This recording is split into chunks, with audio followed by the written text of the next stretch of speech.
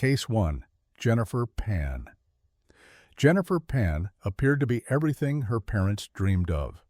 The 24-year-old daughter of Vietnamese immigrants who had fled their homeland in 1979 seemed destined for success. Her parents, Bich Ha and Hue Han Pan, had worked tirelessly to build a life in Canada, and Jennifer was their pride and joy, a straight-A student who had earned admission to Ryerson University on scholarship before transferring to the University of Toronto. She had a respectable job as a pharmacist, played piano beautifully, and excelled at figure skating. On paper, she was the perfect daughter. But on November 8, 2010, a frantic 911 call shattered that illusion forever. "I think my dad's outside and he's screaming," Jennifer told the emergency dispatcher, her voice trembling. She explained that armed men had broken into the family's Markham home, tied her to a banister, and shot both her parents. Her mother, 53-year-old Bich Ha Pan, died at the scene. Her father, 57-year-old Hue Han Pan, was rushed to the hospital with critical injuries after being shot in the face. Initially, police treated the incident as a home invasion gone wrong. The Pans lived in a quiet residential neighborhood where such violence was shocking and rare. But as investigators dug deeper, Jennifer's story began to fall apart.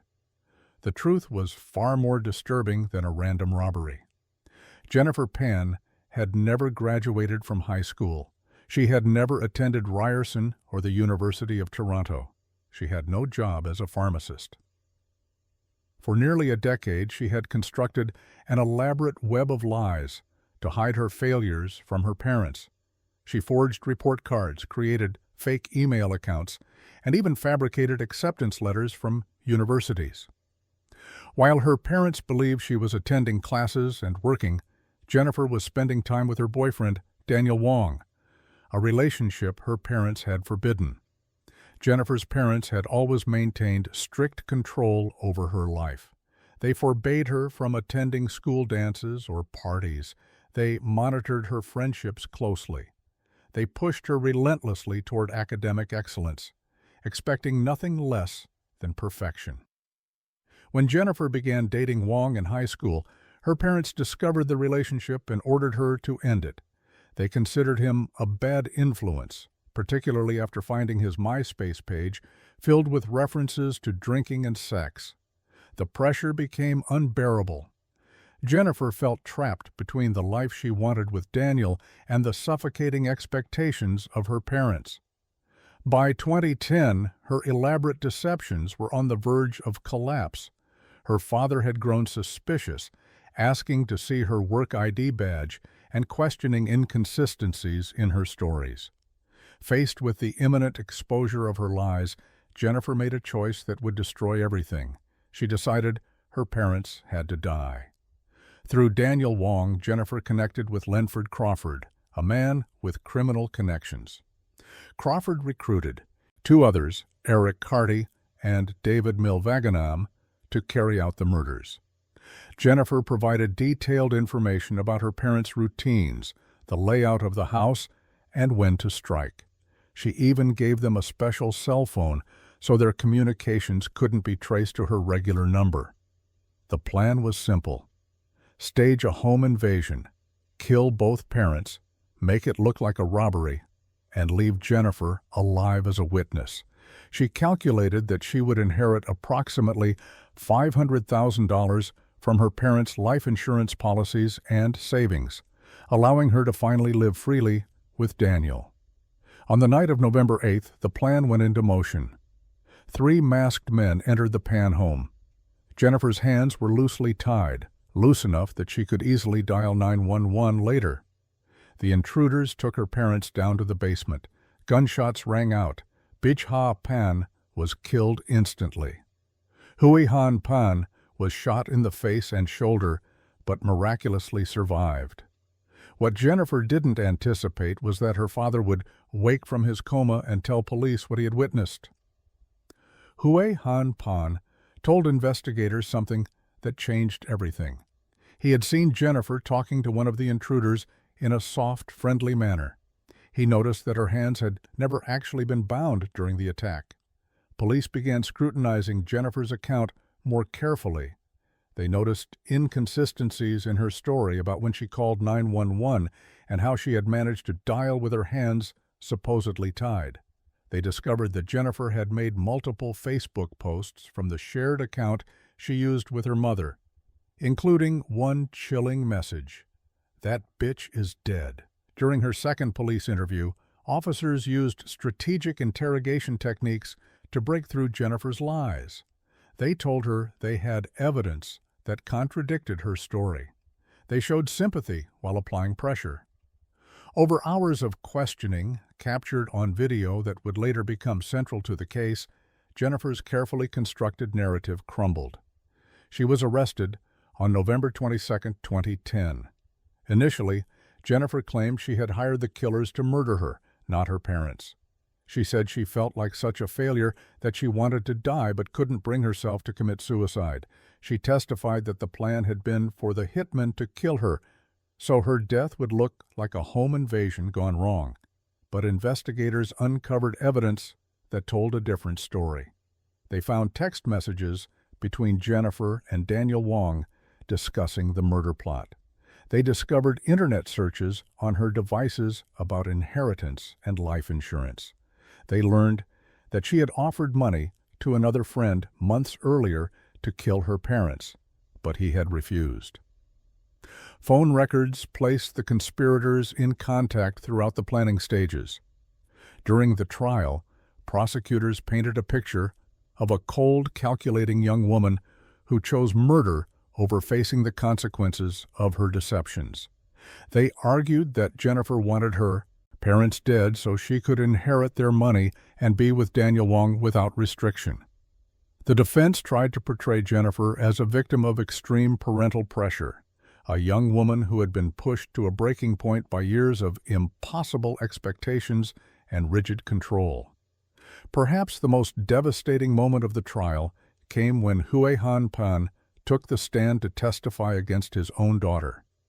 Despite his injuries and the loss of his wife, he recounted what he had seen that night. He described hearing Jennifer's voice speaking calmly with one of the attackers. He explained that he had told Jennifer and her brother after the attack, "If not, you have to wait till I'm dead," referring to his earlier ultimatum that she could not see Daniel Wong until after his death. His words took on a horrific new meaning once the truth emerged. In 2015, Jennifer Pan was convicted of first-degree murder in her mother's death and attempted murder of her father. She was sentenced to life in prison with no possibility of parole for 25 years. Daniel Wong, Lenford Crawford, David Milvaganam, and Eric Carty also received life sentences for their roles in the murder.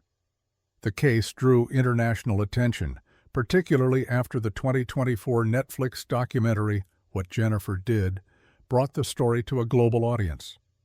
The documentary featured extensive footage from Jennifer's police interrogations, allowing viewers to watch in real time as her lies unraveled.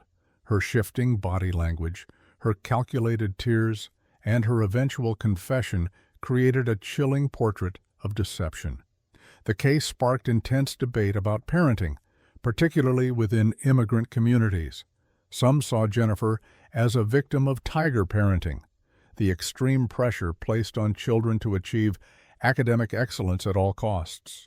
They pointed to her parents' rigid control, their refusal to let her have a normal teenage life, and their inability to accept anything less than perfection as contributing factors that pushed her toward desperation. Others saw Jennifer as a manipulative narcissist who chose murder over honesty. They argued that many children face strict parents and high expectations without resorting to murder. They noted that Jennifer had numerous opportunities to leave home, tell the truth, or seek help, but instead chose deception and violence. In May 2023, the Ontario Court of Appeal ordered a new trial for Jennifer Pan and her co-conspirators, ruling that the jury should have been given the option to consider second-degree murder instead of only first-degree murder. The court upheld the attempted murder conviction, but found that the jury instructions on the murder charge were flawed. As of now, prosecutors are deciding whether to retry the case or accept the attempted murder conviction. Hue Han Pan lost his wife, was permanently blinded by his injuries, and had to confront the unthinkable reality that his own daughter had orchestrated it all. In victim impact statements, he described the profound devastation of losing not only his wife, but also, in effect, his daughter. He struggled with the knowledge that Jennifer's desire for freedom and money had mattered more to her than their lives. The case of Jennifer Pan continues to fascinate and disturb because it forces uncomfortable questions about family, pressure, and responsibility. Was Jennifer a product of extreme parental control who saw no other way out? Or was she a calculating killer who chose the easiest path to the life she wanted, regardless of the cost? The answer likely lies somewhere in the complicated, painful space between those extremes, a space where love and control became so entangled that a daughter could look at the parents who sacrificed everything for her and decide they had to die. Case 2. Erin Caffey. It was a normal school day at Rains High School when Erin Caffey met Charlie Wilkinson. She was working part-time at a Sonic drive-in in the small town of Emory, Texas, and the 18-year-old with dark hair and a charming smile quickly caught her attention. For a 16-year-old girl who had spent the last 3 years being homeschooled in a deeply religious household, Charlie represented something exciting and forbidden. He gave her his grandmother's engagement ring as a promise ring, signaling his intent to marry her someday. Erin's parents, Terry and Penny Caffey, were devoted Christians who poured everything into their family. Terry worked hard to provide for them, while Penny homeschooled their 3 children using a Bible-based curriculum. The family lived in Alba, a rural community of fewer than 500 people in East Texas, where they were pillars of their church. All of them played instruments, Terry on guitar, Penny on piano, 13-year-old Matthew on harmonica, and 8-year-old Tyler on guitar. Erin was the family vocalist, often singing so passionately during church services that she would break down in tears. But when Terry and Penny looked into Charlie Wilkinson's background, they didn't like what they found. His MySpace page was filled with references to drinking, profanity, and sex. They saw him as a bad influence on their daughter and made their concerns clear. Still, they tried to be reasonable. They allowed Charlie to visit Erin once a week at their home, under their supervision. It wasn't enough for Erin. She wanted more freedom, more time with Charlie, and less control from her parents. The tension in the Caffey household grew. In early February 2008, Penny discovered that Erin had been sneaking her cell phone into her room past curfew to call Charlie. She grounded her daughter, took away her car keys and phone, and suspended Charlie's weekly visits. For weeks, Terry and Penny drove Erin to and from school, monitoring her every move. Erin felt suffocated. She told her aunt that she planned to run away with Charlie when she turned 17. But running away wasn't enough. As the restrictions tightened, Erin began talking about something far more extreme. She started telling friends that killing her parents was the only way she could be with Charlie. One ex-boyfriend later revealed that months earlier, Erin had asked him to kill her family. He refused and broke up with her. But Charlie Wilkinson was different. He was willing to do whatever it took to be with Erin, and she knew it. In the weeks leading up to March 1st, Erin and Charlie discussed the plan repeatedly. They brought in Charlie's friend, 20-year-old Charles Wade, to help. Charlie's girlfriend, 18-year-old Bobby Johnson, would drive. The plan was simple and brutal. Break into the Caffey home in the middle of the night, kill everyone inside, and burn the house down to destroy the evidence. Then Erin and Charlie would be free to be together. According to testimony, when Charlie warned Erin that he would have to kill her younger brothers to eliminate witnesses, she responded without hesitation, "I don't care, just do what you gotta do." On the night of February 29, 2008, Erin and her brothers arrived home late after spending the evening with friends. They entered through a basement window around 4:15 a.m., trying not to wake their parents. Inside the house, Erin saw a rifle and made a decision, but she changed her mind and left the house with Tyler for a few hours. Later that day and into the evening, the family seemed normal, playing music, spending time together. But in the early morning hours of March 1st, around 3 o'clock a.m., Charlie Wilkinson and Charles Wade pulled up to the Caffey home. Erin was waiting outside in the car with Bobby Johnson. Terry and Penny Caffey were sound asleep when their bedroom door flew open. Terry later described the moment as the loudest sound he'd ever heard, an explosion of gunfire in the darkness. Penny was hit first, multiple times. Terry tried to shield her, throwing his body between his wife and the attackers. He was shot 5 times, bullets tearing through his shoulder, chest, and face. Through the chaos and pain, Terry heard footsteps going upstairs toward his son's rooms. Then he heard a voice he recognized, a voice that made his blood run cold. It was Charlie Wilkinson, Erin's boyfriend. 13-year-old Matthew's terrified voice rang out. "Charlie, why are you doing this? No, Charlie, no!" More gunshots followed, then silence. Charlie's gun jammed during the attack. That's when Charles Wade pulled out a samurai sword. He used it on Penny Caffey, striking her repeatedly with such force that he nearly decapitated her. The weapon made a sickening thud with each blow. Terry lay beside his dying wife, unable to move or speak. He heard Tyler, his 8-year-old, crying somewhere in the house. Then more gunshots.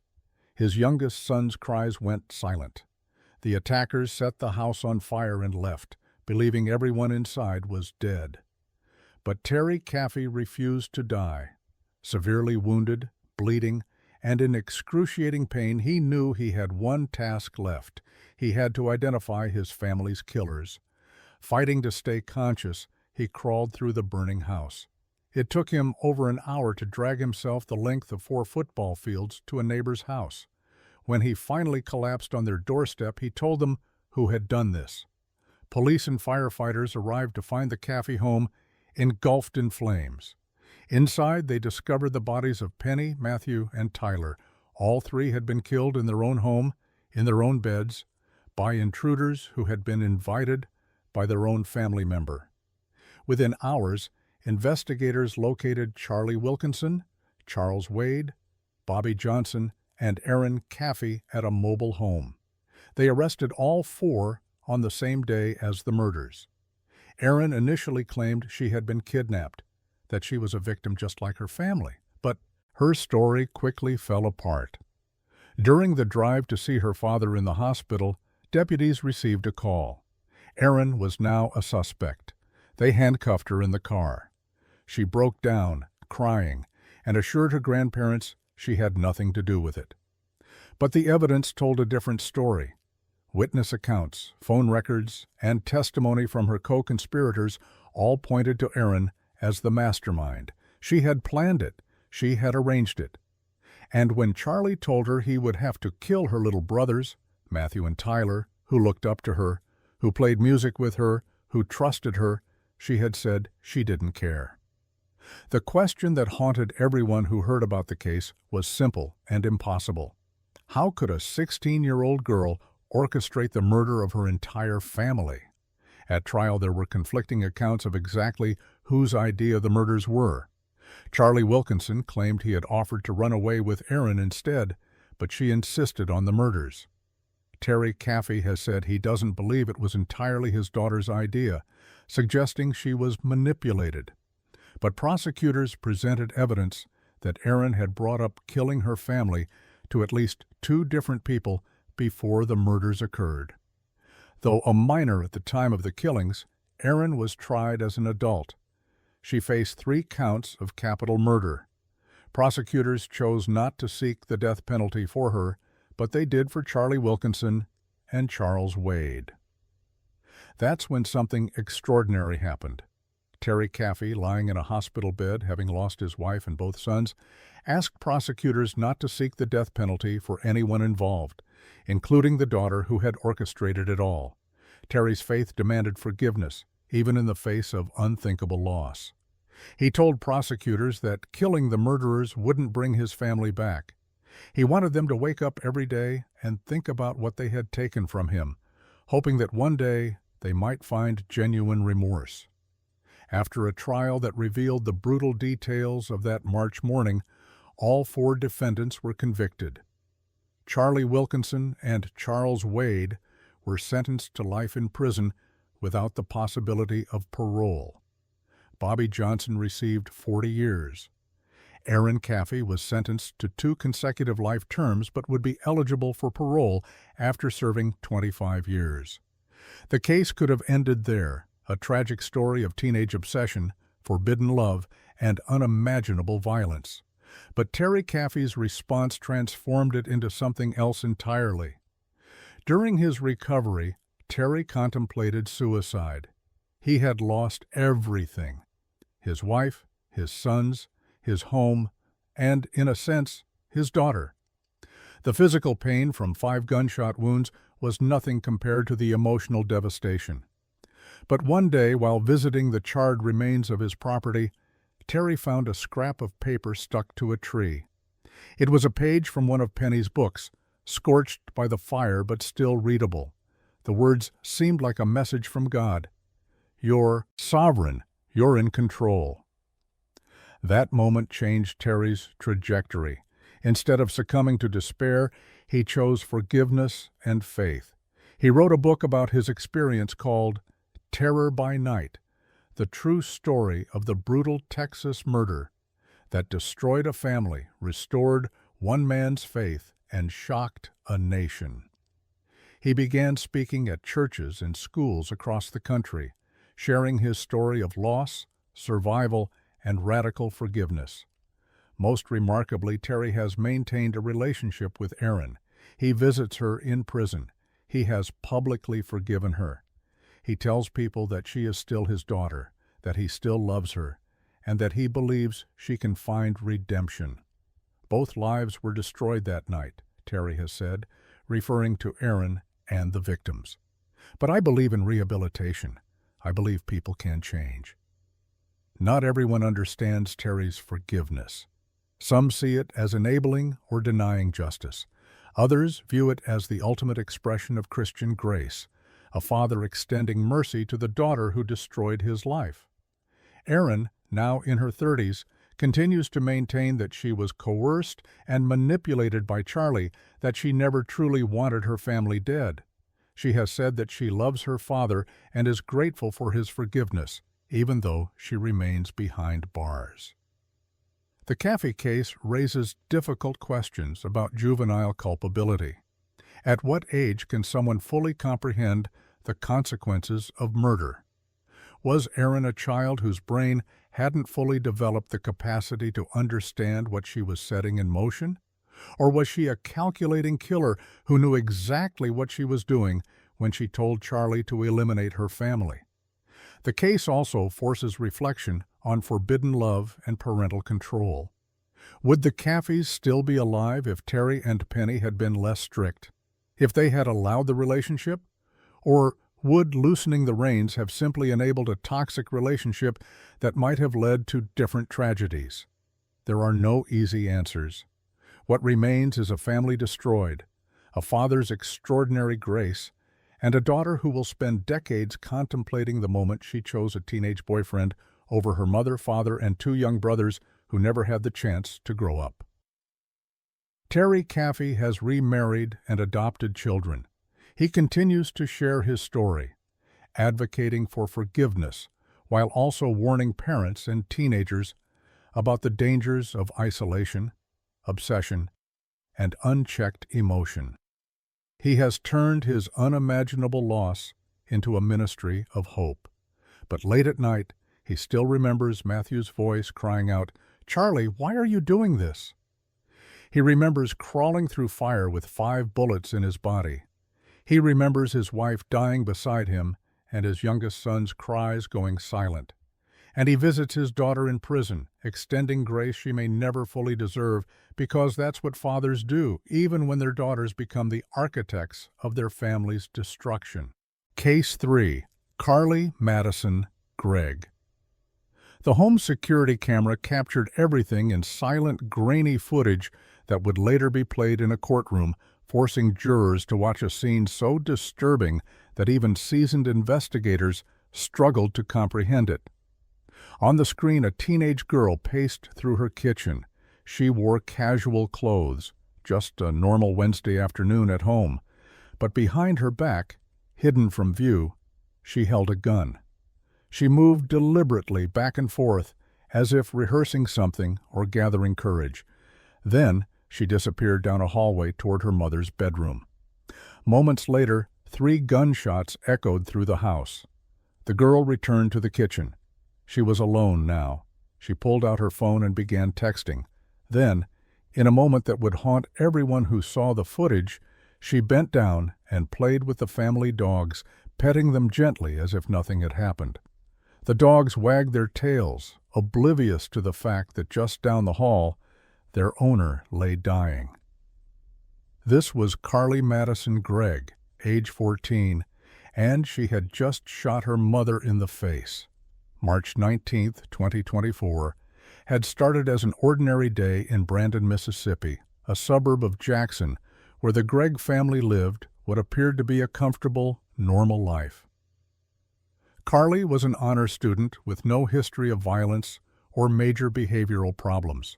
Her mother, Ashley Smiley, was a 40-year-old high school math teacher beloved by her students. Her stepfather, Heath Smiley, worked in construction and had a good relationship with Carly. But that afternoon, something shifted. Ashley discovered that Carly had been using marijuana. For a parent, finding out your teenager is experimenting with drugs is stressful, but hardly uncommon. Most parents would ground their child, have a serious conversation, perhaps seek counseling. What happened next defied all logic and proportion. According to evidence presented at trial, shortly after the discovery of the marijuana, Carly retrieved a gun from her parents' bedroom. She then shot her mother multiple times in the face at close range. Ashley Smiley died almost instantly. After killing her mother, Carly sent a text message to a friend, "Come over." The message was casual, as if she were inviting someone over to hang out after school. When the friend arrived at the house and realized what had happened, Carly made a chilling statement that would later be repeated in the courtroom. "I put 3 in my mom, and I got 3 more waiting for my stepdad." Heath Smiley arrived home not long after. He walked into a nightmare. As he entered the house, Carly shot him as well. Heath was struck but survived, fighting back despite his injuries. He managed to call 911, telling the dispatcher, "She killed her mom. She killed her mom." When police arrived at the scene, they found Ashley's body and Heath seriously wounded but alive. Carly was taken into custody without resistance. The home security footage would become the centerpiece of the prosecution's case, a minute-by-minute record of a teenager's transformation from daughter to killer. The question that dominated the subsequent trial was simple but impossible to answer with certainty. Why? Carly's defense team argued that she was experiencing a severe mental health crisis at the time of the shooting. They brought in mental health experts who testified that Carly suffered from multiple conditions including anxiety, borderline personality disorder, and schizoaffective disorder. They argued that she was in the midst of a psychotic episode when she killed her mother, that she didn't understand right from wrong in that moment and couldn't control her actions. The defense pointed to her age. At just 14 years old, Carly's brain was still developing. Adolescent brains, particularly the prefrontal cortex responsible for impulse control and decision-making, don't fully mature until the mid-20s. Could a child in the throes of a mental health breakdown truly be held to the same standard as an adult? She doesn't know what was going on at that time, defense attorney Kevin Camp told jurors. We're asking you to find her not guilty by reason of insanity. But the prosecution painted a very different picture. They argued that the security footage told the truth more clearly than any psychiatric evaluation ever could. They pointed to Carly's behavior in the video, the way she paced with the gun hidden behind her back, the deliberate movement toward her mother's room, the calm demeanor afterward as she texted her friend and played with the dogs. "You think that sounds like an insane person?" "No," Prosecutor Catherine Newman told the jury, reenacting Carly's own words.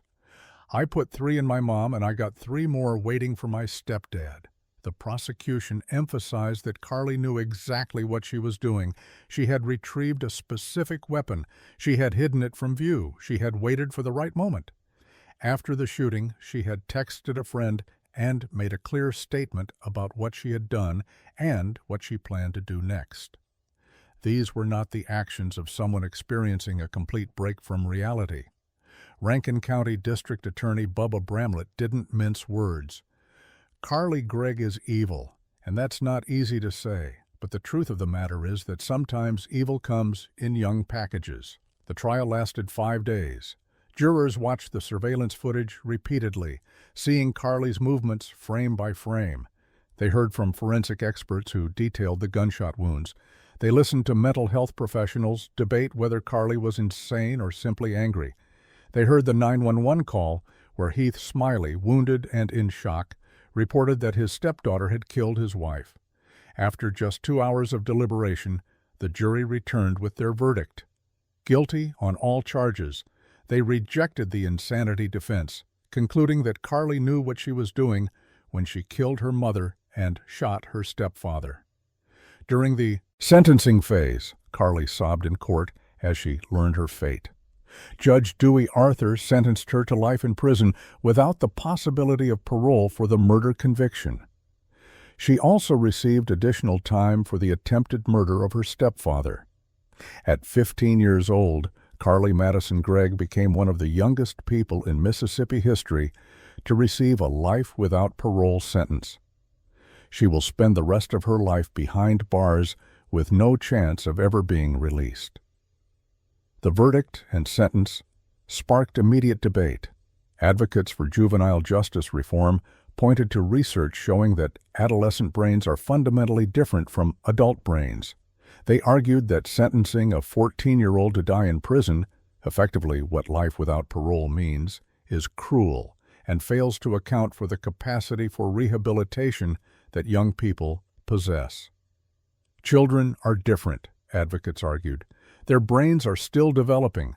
They're more impulsive, more susceptible to peer pressure, and less able to foresee consequences. Even if she committed this terrible crime, does a 14-year-old deserve to have her entire life taken away with no possibility of redemption? Others disagreed vehemently. They pointed to the premeditated nature of the crime, the lack of remorse shown immediately afterward, and the sheer brutality of shooting one's own mother in the face multiple times. They argued that some acts are so heinous that age becomes irrelevant, that evil can indeed come in young packages, as the prosecutor said. Ashley Smiley will never have another birthday, never see another sunrise, never laugh with her students again, supporters of the sentence said. Why should her killer get a second chance? The surveillance footage remains the most haunting aspect of the case. Unlike many crimes that rely on witness testimony and forensic reconstruction, this murder was captured on camera in real time. There's no ambiguity about what happened, no competing narratives about the sequence of events. The video shows exactly what Carly did and how she acted immediately afterward. That footage, showing a teenage girl hiding a gun, walking toward her mother's room, and then calmly playing with dogs after committing matricide, became viral in true crime circles. It sparked thousands of online discussions about mental health, parental discipline, marijuana use, and juvenile justice. Some viewers saw a cold-blooded killer whose calm demeanor proved she knew exactly what she was doing. Others saw a deeply troubled child whose behavior suggested a complete psychological break. The video became a kind of Rorschach test, with people projecting their own beliefs about adolescence, mental illness, and culpability onto the grainy security footage. Heath Smiley has had to process an almost incomprehensible trauma. In a matter of minutes, he lost his wife to murder and his stepdaughter to prison. He survived being shot by a child he had helped raise. During the trial, he testified about the horror of that day and the devastating impact on his life. Ashley Smiley's colleagues and students mourned a teacher who had dedicated her life to education. Friends described her as caring, patient, and devoted to her family. She had spent 40 years building a life, nurturing relationships, and making a difference in her community. It all ended in seconds because her teenage daughter picked up a gun. Carly's defense team has announced plans to appeal the conviction and sentence. They argue that a 14-year-old should not be sentenced to life without parole under any circumstances, and they continue to maintain that mental illness played a crucial role in the crime. Whether an appellate court will overturn the verdict or modify the sentence remains to be seen. As Carly sits in prison, facing the reality that she will likely never be free, the case continues to haunt everyone who encounters it. The surveillance footage ensures that this crime will never be forgotten.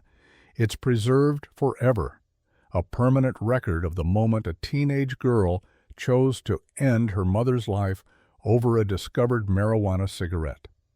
Was Carly experiencing a genuine psychotic break that rendered her unable to understand her actions?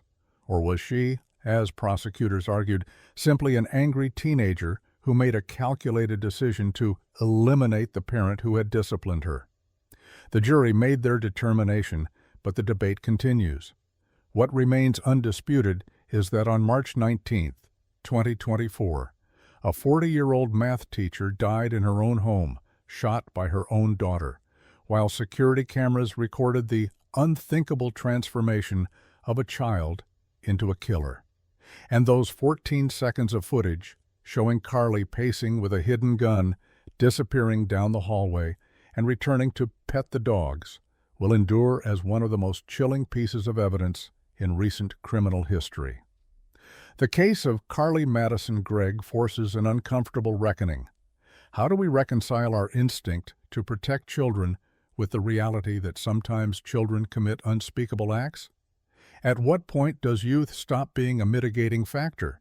And can a 14-year-old truly be beyond redemption, deserving of dying in prison? There are no easy answers. There is only the footage, playing on an endless loop, and a mother who will never come home. Case 4. Gypsy Rose Blanchard. The Facebook posts appeared on the morning of June 14, 2015, on an account shared by a mother and daughter in Springfield, Missouri. The messages were alarming and crude, written in all caps.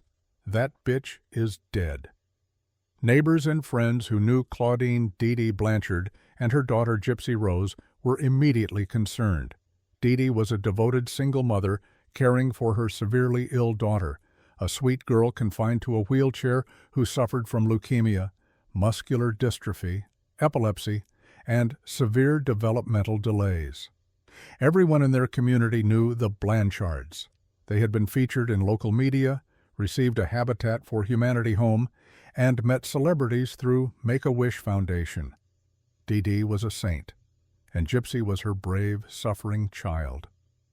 When police performed a wellness check at the modest pink house on West Volunteer Way, they made a horrific discovery.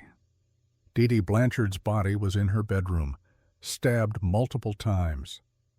She had been dead for days in the summer heat, but where was Gypsy Rose? Had the wheelchair-bound girl been kidnapped? Was she in danger? The truth, when it emerged, would shock the nation and force a fundamental reckoning with how we understand victimhood, abuse, and murder. Gypsy Rose Blanchard was not missing. She was not sick. She had never been sick, and she had arranged for her mother to be murdered. The story of Gypsy and Dee Dee Blanchard began in 1991 when Gypsy Rose was born to teenage parents in Louisiana. Dee Dee and Rod Blanchard separated before Gypsy's birth, and Rod would remain mostly absent from his daughter's life, sending child support payments and occasional gifts, but rarely visiting. According to Dee Dee's accounts to doctors and friends, Gypsy's health problems began almost immediately. As a baby, Dee Dee claimed, Gypsy had sleep apnea. As a toddler, she said Gypsy had seizures and developmental delays. By the time Gypsy was 8, Dee Dee had convinced doctors that her daughter suffered from muscular dystrophy and needed a wheelchair. The diagnoses kept coming: leukemia, epilepsy, asthma, hearing and vision problems, and severe cognitive impairment that meant Gypsy had the mental capacity of a 7-year-old despite being a teenager. Dee Dee shaved Gypsy's head to mimic the effects of chemotherapy. She pulled out her teeth, claiming they had rotted due to medication. She kept her daughter in a wheelchair even though Gypsy could walk. She inserted a feeding tube even though Gypsy could eat normally. Dee Dee told doctors that Gypsy's medical records had been destroyed in Hurricane Katrina, which made it difficult for new physicians to verify her claims. When doctors grew suspicious or questioned the diagnoses, Dee Dee simply found new doctors who would believe her. She became an expert at manipulating the medical system, always staying one step ahead of anyone who might discover the truth. The mother and daughter became local celebrities. After Hurricane Katrina displaced them from Louisiana, they moved to Springfield, Missouri, where Habitat for Humanity built them a wheelchair-accessible home. The Make-A-Wish Foundation sent them to Disney World multiple times. They met Miranda Lambert at concerts. Charities provided free medical care, medications, and financial support. Dee Dee accepted it all, painting herself as a devoted mother making heroic sacrifices for her sick child. But behind the closed door of their pink house, Gypsy was living in a prison. Dee Dee controlled every aspect of her daughter's life. Gypsy was not allowed to go to school or have friends without supervision. She was forbidden from having any independence whatsoever. When Gypsy tried to assert herself or question the medications and treatments, Dee Dee responded with violence. She chained Gypsy to the bed. She beat her with coat hangers. She threatened worse if Gypsy ever told anyone the truth. I couldn't just jump out of the wheelchair because I was afraid and I didn't know what my mother would do, Gypsy would later explain. I didn't have anyone to trust. The abuse Gypsy suffered wasn't physical illness. It was something far more insidious. Experts believe Dee Dee had Munchausen syndrome by proxy, a psychological disorder in which a caregiver fabricates or induces illness in someone under their care to gain attention, sympathy, and material benefits. Dee Dee needed to be seen as a selfless, devoted mother. She craved the attention and praise that came from caring for a sick child. And Gypsy was the tool she used to get it. As Gypsy grew older, she began to realize that she wasn't actually sick. The medications made her feel worse, not better. She could move her legs. She could think clearly. Slowly, the truth dawned on her. Her mother had been lying to her entire life. But escape seemed impossible. Gypsy had no education, no identification, no money, and no support system. Dee Dee monitored her constantly. She had convinced everyone around them that Gypsy was severely disabled and completely dependent. Who would believe a girl who had been presented as mentally impaired her entire life? In 2012, Gypsy created a secret online profile and began talking to people outside her mother's control. That's when she met Nicholas Godejohn, a young man from Wisconsin who shared her interest in online role-playing. They began a relationship entirely through messages and phone calls. For Gypsy, Nicholas represented the first relationship she had ever had that her mother didn't control. Nicholas had his own struggles. He was later diagnosed with autism spectrum disorder and had a history of mental health issues. But to Gypsy, he was someone who saw her as a person, not a sick child. Their relationship quickly became romantic, and they spoke obsessively about being together. The problem was Dee Dee. As long as Gypsy's mother was alive and in control, Gypsy would never be free. She couldn't. Simply leave. Dee Dee had convinced the world that Gypsy was disabled and incapable of surviving on her own. If Gypsy tried to escape, Dee Dee would find her and drag her back. Or worse, Dee Dee would escalate the medical abuse, perhaps institutionalizing Gypsy permanently. Gypsy became convinced that there was only one way out. Her mother had to die. The planning took months. Gypsy and Nicholas discussed various methods: poison, staged accidents, hiring someone else. Eventually, they settled on a direct approach. Nicholas would come to Springfield, and while Dee Dee slept, he would kill her. Then Gypsy and Nicholas would run away together. On June 9, 2015, Nicholas traveled from Wisconsin to Missouri. Gypsy let him into the house that night and provided him with duct tape, gloves, and a knife. She showed him where her mother was sleeping. Then Gypsy hid in the bathroom, covering her ears so she wouldn't hear what came next. Nicholas entered Dee Dee's bedroom and stabbed her 17 times. Dee Dee fought back, screaming, but she had no chance against the attack. She died in her bed, brutally murdered by a stranger her daughter had brought into their home. After the killing, Gypsy and Nicholas had sex in Gypsy's bedroom, a first for Gypsy, who had been kept infantilized and controlled her entire life.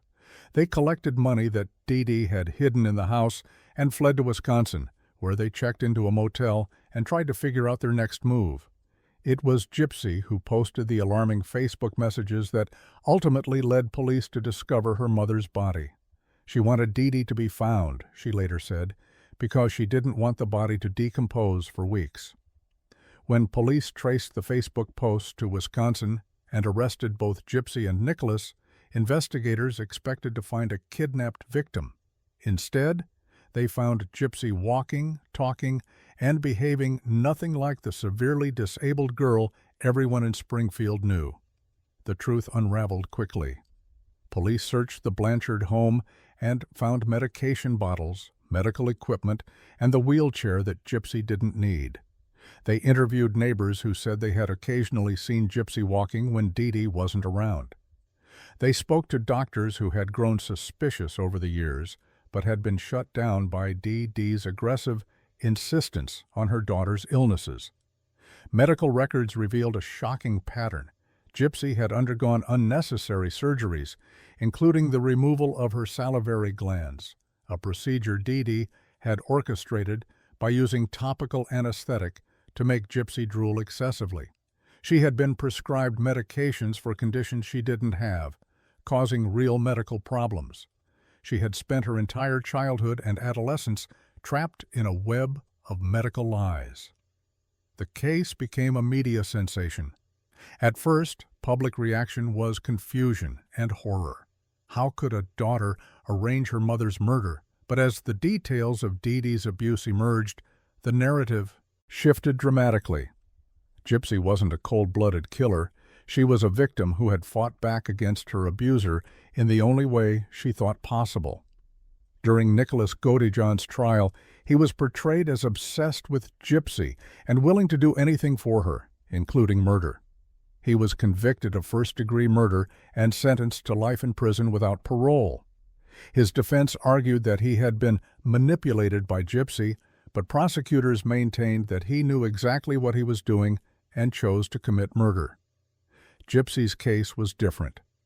Prosecutors recognized that she had suffered extraordinary abuse for her entire life. In 2016, she accepted a plea deal for second-degree murder and was sentenced to 10 years in prison. Many people felt even that was too harsh. Gypsy had never been allowed to attend school, make decisions about her own body, or have any semblance of a normal life. She had been medically tortured for years. She had been physically abused and controlled with violence and threats. Was she really a murderer? Or was she a desperate abuse victim who saw no other path to freedom? "I feel like I'm freer in prison than with living with my mom," Gypsy said in a television interview from behind bars, "because now I'm allowed to just live like a normal woman." The case sparked widespread discussion about Munchausen syndrome by proxy. and the difficulty of detecting medical child abuse. How had Dee Dee fooled so many doctors, social workers, and neighbors for so many years? Why didn't anyone intervene sooner? The medical community began examining how to better identify cases where caregivers fabricate illness in children. Gypsy's story was adapted into multiple documentaries and dramatic recreations. HBO's 2017 documentary, Mommy Dead and Dearest, featured interviews with Gypsy from prison and became a cultural phenomenon. In 2019, Hulu released The Act, a limited series starring Joey King as Gypsy and Patricia Arquette as Dee Dee, which won Emmy Awards and introduced the case to millions more viewers. Public sympathy for Gypsy was overwhelming.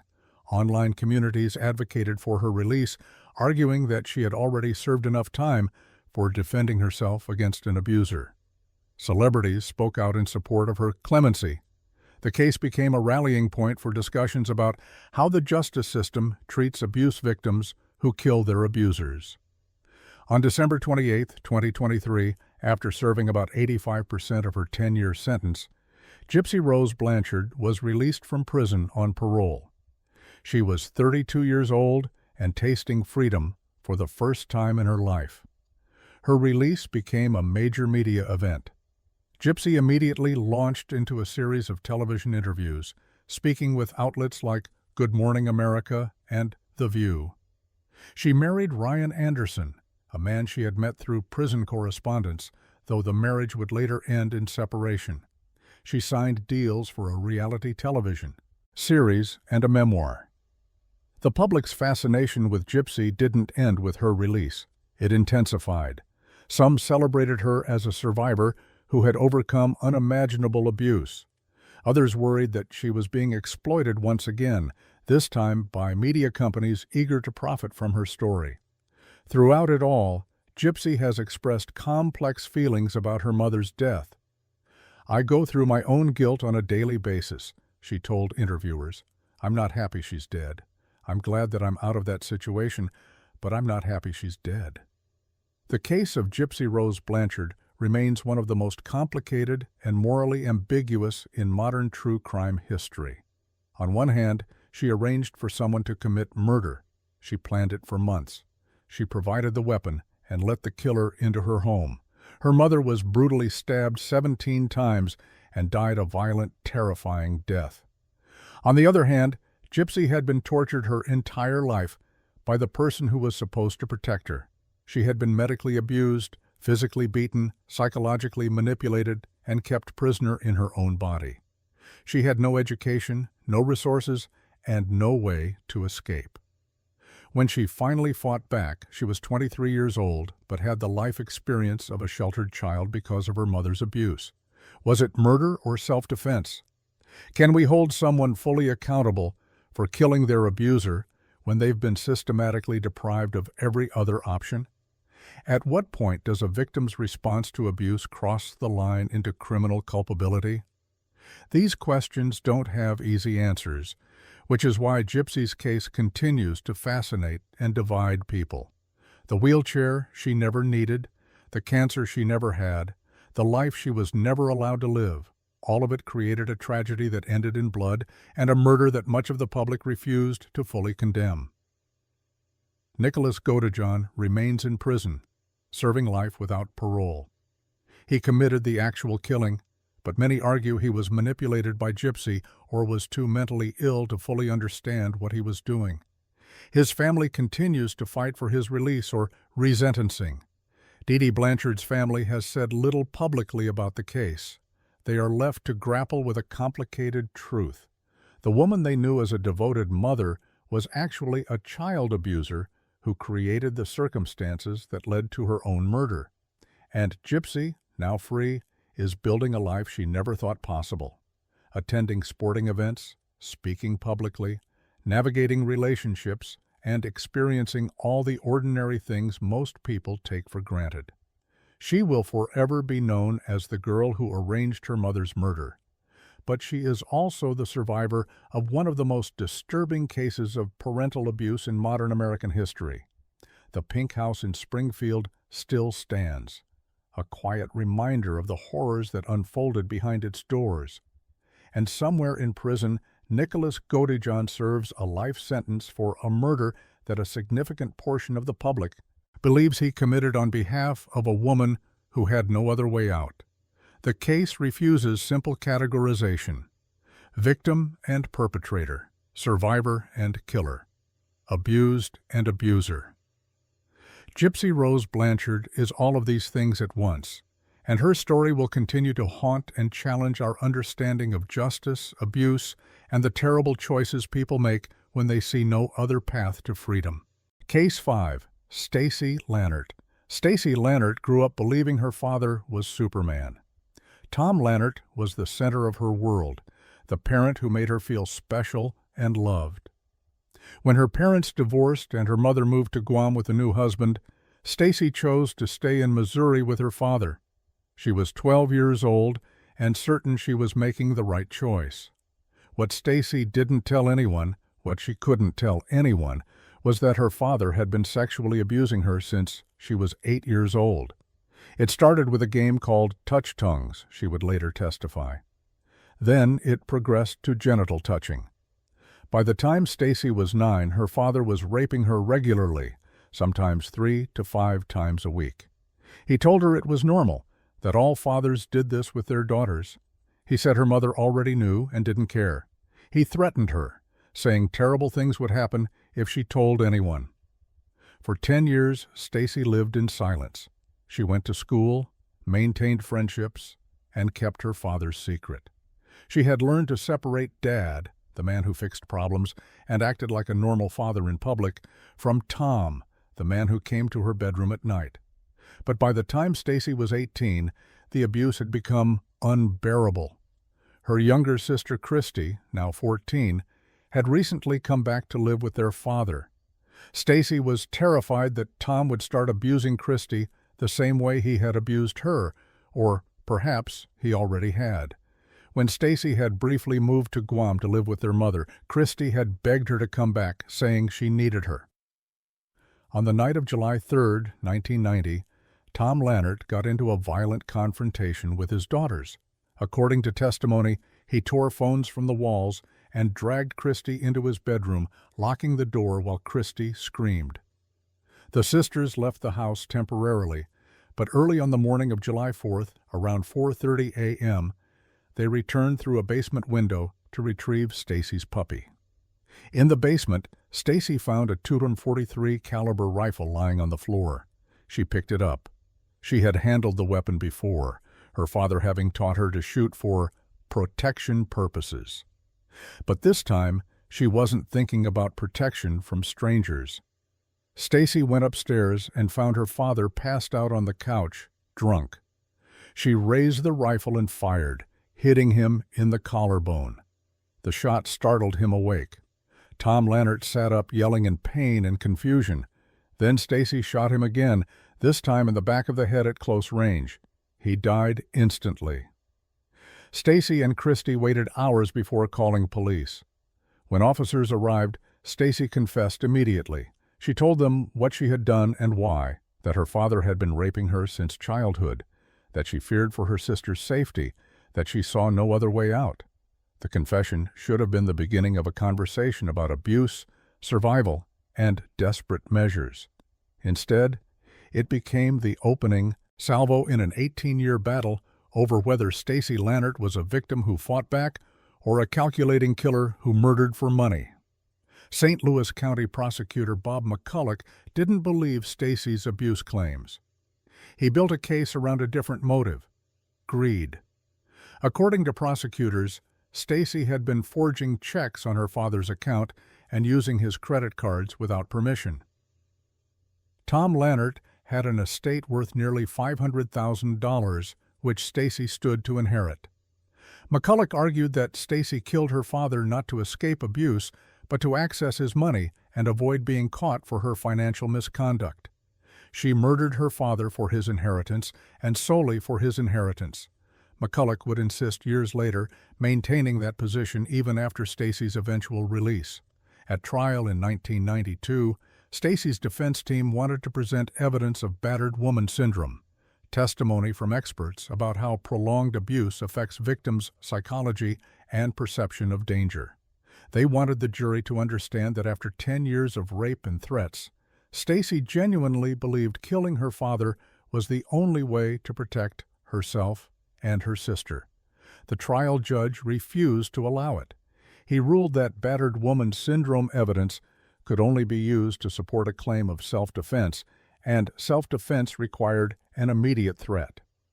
Since Tom Lannert was asleep when Stacy shot him the first time, and sitting on the couch when she shot him the second time, the judge concluded there was no imminent danger that would justify killing him. The jury never heard testimony about the psychological impact of sexual abuse or why Stacy might have believed she had no other option. Christy Lannert testified at trial about the abuse, supporting her sister's account. She described years of physical beatings from their father and confirmed that Tom had been abusive and controlling. But without expert testimony to explain why an abuse victim might kill when not facing an immediate attack, the jury was left with only the prosecution's narrative. An 18-year-old woman who shot her sleeping father, then shot him again when he woke up. After a week-long trial, the jury convicted Stacy Lannert of first-degree murder. In Missouri, that carried a mandatory sentence of life in prison without the possibility of parole. At 20 years old, Stacy was told she would die behind bars. Even the trial judge seemed troubled by the outcome. Judge Stephen H. Goldman issued a statement acknowledging that the sentence was severe for a 20-year-old and somewhat surprising considering the evidence of sexual abuse by the victim's father. He noted that a conventional life sentence would be more appropriate from a comparison standpoint. But his hands were tied by Missouri's mandatory sentencing laws. Some jurors later expressed outrage when they learned that evidence of Stacy's abuse had been excluded from trial. They said if they had heard that testimony, they might have reached a different verdict. Christy Lannert was also charged with conspiracy to commit murder. She accepted a plea deal and served 2.5 years in prison before being released on parole. Stacy's appeals went nowhere. The Missouri Court of Appeals upheld her conviction. The United States Court of Appeals for the Eighth Circuit denied her habeas corpus petition, ruling that Missouri's interpretation of self-defense law did not violate her constitutional rights. The courts agreed that because Tom Lannert was not an immediate threat at the moment Stacy killed him, she could not claim self-defense, regardless of years of prior abuse. As Stacy settled into life behind bars, she became what prison officials called a model prisoner. She trained service dogs for people with disabilities. She led programs that brought troubled teenagers into prison to warn them about the consequences of bad choices. She became president of an outreach organization. She helped other survivors of incest and abuse process their trauma. She worked on herself, determined that even if she never left prison, she would become someone worthy of the second chance she might never receive. Meanwhile, advocacy groups began rallying around her case. They argued that Missouri's self-defense laws were fundamentally inadequate for abuse victims. When someone is being raped repeatedly over years, when is it safe to fight back? If an abuser is bigger and stronger, if he controls all the resources, if he has spent years threatening and isolating his victim, at what point can that victim act to stop the abuse? Stacy's case became emblematic of a larger problem. Legal systems designed around the idea of a one-time confrontation between strangers fail when applied to domestic violence situations involving ongoing abuse and power imbalances. 3 different Missouri governors received clemency petitions on Stacy's behalf. For years, nothing happened. Her case sat on desks in Jefferson City while she grew older in prison, watching the world change through letters and occasional visits. Then, in January 2009, Governor Matt Blunt, in one of his final acts before leaving office, commuted Stacy Lannert's sentence. He also commuted the sentence of another woman, Charity Carey, convicted under similar circumstances. Blunt's statement was direct. After an exhaustive review of the facts in both cases, I am commuting the sentences of Stacy Lannert and Charity Carey, who suffered extensive abuse before they took action against the men who raped them and subjected them to other horrible physical and emotional abuse. The commutation changed Stacy's sentence from life without parole to 20 years, time already served. On January 16, 2009, after 18 years in prison, Stacy Lannert walked free. She was 36 years old. "I still can't believe it," she said after her release. "I'm very humbled and grateful, just so thankful to God." Prosecutor Bob McCulloch was furious. "I have not changed my mind at all about Stacy Lannert," he told reporters. "She murdered her father for his inheritance, and solely for his inheritance. She was never sexually abused by her father or anyone else, and she ought to be back in the penitentiary, and shame on Gov. Blunt for letting her out." The stark divide between the governor who freed her and the prosecutor who wanted her to die in prison reflects the fundamental disagreement that still surrounds this case. What actually happened in the Lannert household? Was Tom Lannert a child rapist who terrorized his daughters for years, or was he an innocent man murdered by a daughter who had stolen from him and wanted his money? Stacy maintains that every word of her abuse testimony was true. She has passed polygraph tests about the sexual abuse. Her sister Christy has consistently corroborated the abuse claims. Friends from high school came forward to say that Stacy had told them years before the murder that her father was molesting her, but there was never any physical evidence of abuse, no medical records, no photographs, no contemporaneous reports to authorities. Tom Lannert was never investigated or charged with any crime during his lifetime. By the time Stacy told her story in detail, her father was dead and unable to defend himself against the allegations. As for the money, Stacy admits she used her father's checks and credit cards, but says he knew about it and had given her permission. She denies that inheritance was ever a motive, pointing out that if she had wanted his money, she could have simply waited. Tom Lannert's health was declining, and he would likely have died of natural causes within a few years anyway. After her release, Stacy Lannert dedicated herself to helping other abuse survivors. She founded a nonprofit organization called Healing Sisters, which provides resources and support for women who have experienced sexual violence. She earned a bachelor's degree in psychology from Southeast Missouri State University in 2014. She became a public speaker, sharing her story at conferences and events focused on domestic violence and criminal justice reform. In 2011, she published a memoir titled Redemption, a story of sisterhood, survival, and finding freedom behind bars, co-written with journalist Kristen Kemp. The book details her childhood abuse, the night of the murder, her years in prison, and her journey toward healing and forgiveness, including forgiving herself. Stacy has said repeatedly that while she believes she had no other option at the time, she wishes there had been another way. She regrets that her father never had a chance to repent for his actions, never had an opportunity to change. She carries the weight of having taken a life, even if it was a life that caused her tremendous pain.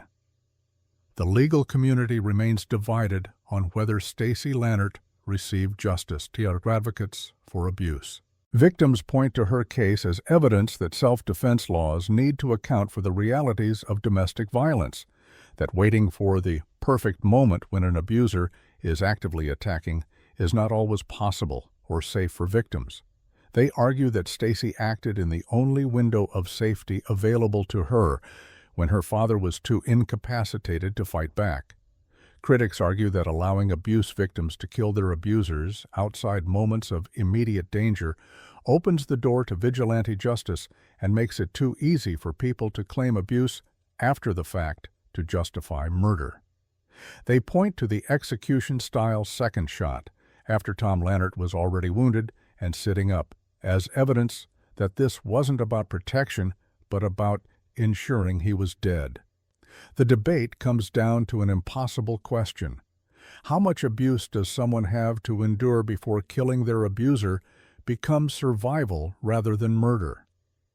And if someone genuinely has no safe way to escape, no money, no support system, no belief that anyone will help them, at what point does killing the abuser transition from crime to self-preservation? Stacy Lannert's case doesn't provide easy answers. It does, however, force us to confront the inadequacy of legal frameworks designed for stranger violence when applied to the complicated dynamics of familial abuse.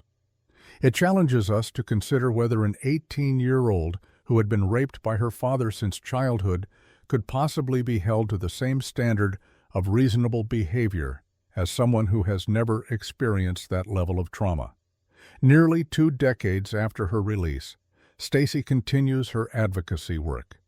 She has become a voice for reform in how the justice system treats abuse victims who kill their abusers. She pushes for better training for judges and juries on the psychology of domestic violence. She advocates for clemency for other women serving long sentences for killing abusive partners or parents. And she tries every day to reconcile 2 truths that exist simultaneously. She took a human life, and that life was destroying hers. Tom Lannert died on July 4, 1990, shot twice by his oldest daughter. Whether he was a monster who deserved his fate or a flawed man who became the victim of a calculating killer depends entirely on whom you believe. The evidence that could definitively prove either version, medical records, witnesses to abuse, contemporaneous reports, largely doesn't exist. What remains is a daughter who spent 18 years in prison for killing her father, a prosecutor who still believes she's a murderer who manipulated the system, and a governor who believed her abuse claims were credible enough to warrant mercy. Stacy Lannert is free now, building a life that includes advocacy, education, and the hope that her story might help others escape abuse before violence becomes the only option they can see. Whether her freedom represents justice or a miscarriage of it remains one of the most contentious questions in Missouri's criminal justice history. The only certainty is that on a July morning in 1990, an 18-year-old woman made a choice that would define the rest of her life, and decades later, we still can't agree whether that choice was murder or survival. Case 6. Sabrina Zunick. The 911 call came in at 1:15 a.m. on November 16, 2012. The caller was 13-year-old Megan Zanella, and she was screaming in terror. "She's stabbing my mom with a knife, and she's beating her," Megan cried into the phone. When the dispatcher asked who had a knife, Megan's answer sent chills through everyone who would later hear the recording. Sabrina. Sabrina Zunick was Megan's 18-year-old foster sister, and she was in the process of stabbing Megan's mother, Lisa Knofel, to death in the master bedroom of their Willoughby Hills home. When police arrived at the house on Chagrin Drive minutes later, they found Officer Randy Mullinax encountered a scene he would never forget. Sabrina Zunick stood in the doorway covered in blood, still holding a 15-inch serrated kitchen knife. In the bedroom, Lisa Knofel lay motionless, her body covered in wounds. There was so much blood that Mullinax later testified, "I could barely even see flesh color." In the bedroom closet, officers found 3-year-old Haley Knofel cowering in terror, having listened to her mother's screams while hiding among the clothes. Lisa Knofel had been stabbed 12 times and cut more than 160 additional times. The attack had been so vicious, so prolonged, that investigators struggled to comprehend the level of rage required to inflict that much damage on another human being. Sabrina was arrested at the scene. She didn't deny what she had done. But the question that would dominate the investigation for the next 10 months was why a teenage foster daughter would brutally murder the woman who had taken her in. The answer, when it finally emerged, would expose a horrific betrayal that began the moment Sabrina Zunick entered the Knofel home seeking safety. Sabrina's life had been difficult from the beginning. Born on October 27, 1994, She was raised by parents who were alcoholics and drug addicts with extensive criminal records. Her father was allegedly a paranoid schizophrenic who refused medication. At one point, when Sabrina was still an infant, her parents put vodka in her bottle to make her sleep. She grew up witnessing domestic violence, instability, and neglect. At one point, I was diagnosed when I was 4 years old with ADHD, and growing up throughout my life, I was diagnosed with ODD, ADHD, bipolar, anxiety, depression. Sabrina later told producers of Snapped Behind Bars. When she was 14, Sabrina was removed from her grandmother's care amid allegations that she had stolen from her and her grandmother's declining health. She entered the foster care system, bouncing between group homes and temporary placements. Her father died in 2012, allegedly from a drug overdose. Sabrina had no stable family, no permanent home, and a collection of mental health diagnoses that made placement difficult. Then, in July 2011, when Sabrina was 16, she was placed with Kevin and Lisa Knofel in Willoughby Hills, a suburb of Cleveland. It seemed like the perfect fit. Lisa Knofel was a 41-year-old social worker for the Cuyahoga County Department of Children and Family Services. She worked in the sex abuse department, dedicating her career to protecting vulnerable children. When she became a foster parent herself, friends said she treated foster children like her own, going the extra mile to provide love and stability. When she had foster children, she treated them like her own, recalled Lisa's friend Carol Beese. She made sure she went the extra mile to be a good parent. Lisa's husband, Kevin Knofel, was a 42-year-old truck driver. They had been married since 2006. Lisa had a daughter, Megan, from a previous marriage, and together Lisa and Kevin had 3-year-old Haley. The family seemed loving, stable, and well-equipped to help a traumatized teenager heal. Initially, Sabrina thrived in the placement. She did well in school. She got along with Megan and Haley. She seemed genuinely happy for the first time in years. When Sabrina turned 18 in October 2012 and was eligible to leave the foster care system, she petitioned to stay with the Knofels so she could finish high school. The family agreed, but beneath the surface, something sinister was developing. According to Sabrina's later testimony, her relationship with Kevin Knofel had shifted from father-daughter to something deeply inappropriate. It started, she said, with massages. Sabrina wanted to become a massage therapist, and Kevin, who suffered from leg cramps from his truck driving job, offered to let her practice on him. It started on the legs because he was a truck driver and had cramps in his legs, Sabrina testified, and it gradually went to more. By March 2012, according to Sabrina, the massages had become sexual. Kevin was touching her inappropriately, and she was reciprocating. By summer, they were having oral and vaginal sex. Kevin told her he loved her, that he wanted to be with her, but that Lisa was in the way. He said he would lose custody of Haley if he divorced his wife. He made Sabrina feel special, wanted, needed, feelings she had rarely experienced in her chaotic life. He was my friend and my father, Sabrina later said. Kevin was there to catch me because he never judged me, and he always made me feel wanted. Friends noticed that Kevin and Sabrina's relationship seemed uncomfortably close. They were too friendly. They were too close. They would make sexual jokes towards each other, Sabrina's friend Autumn Pavlik told producers.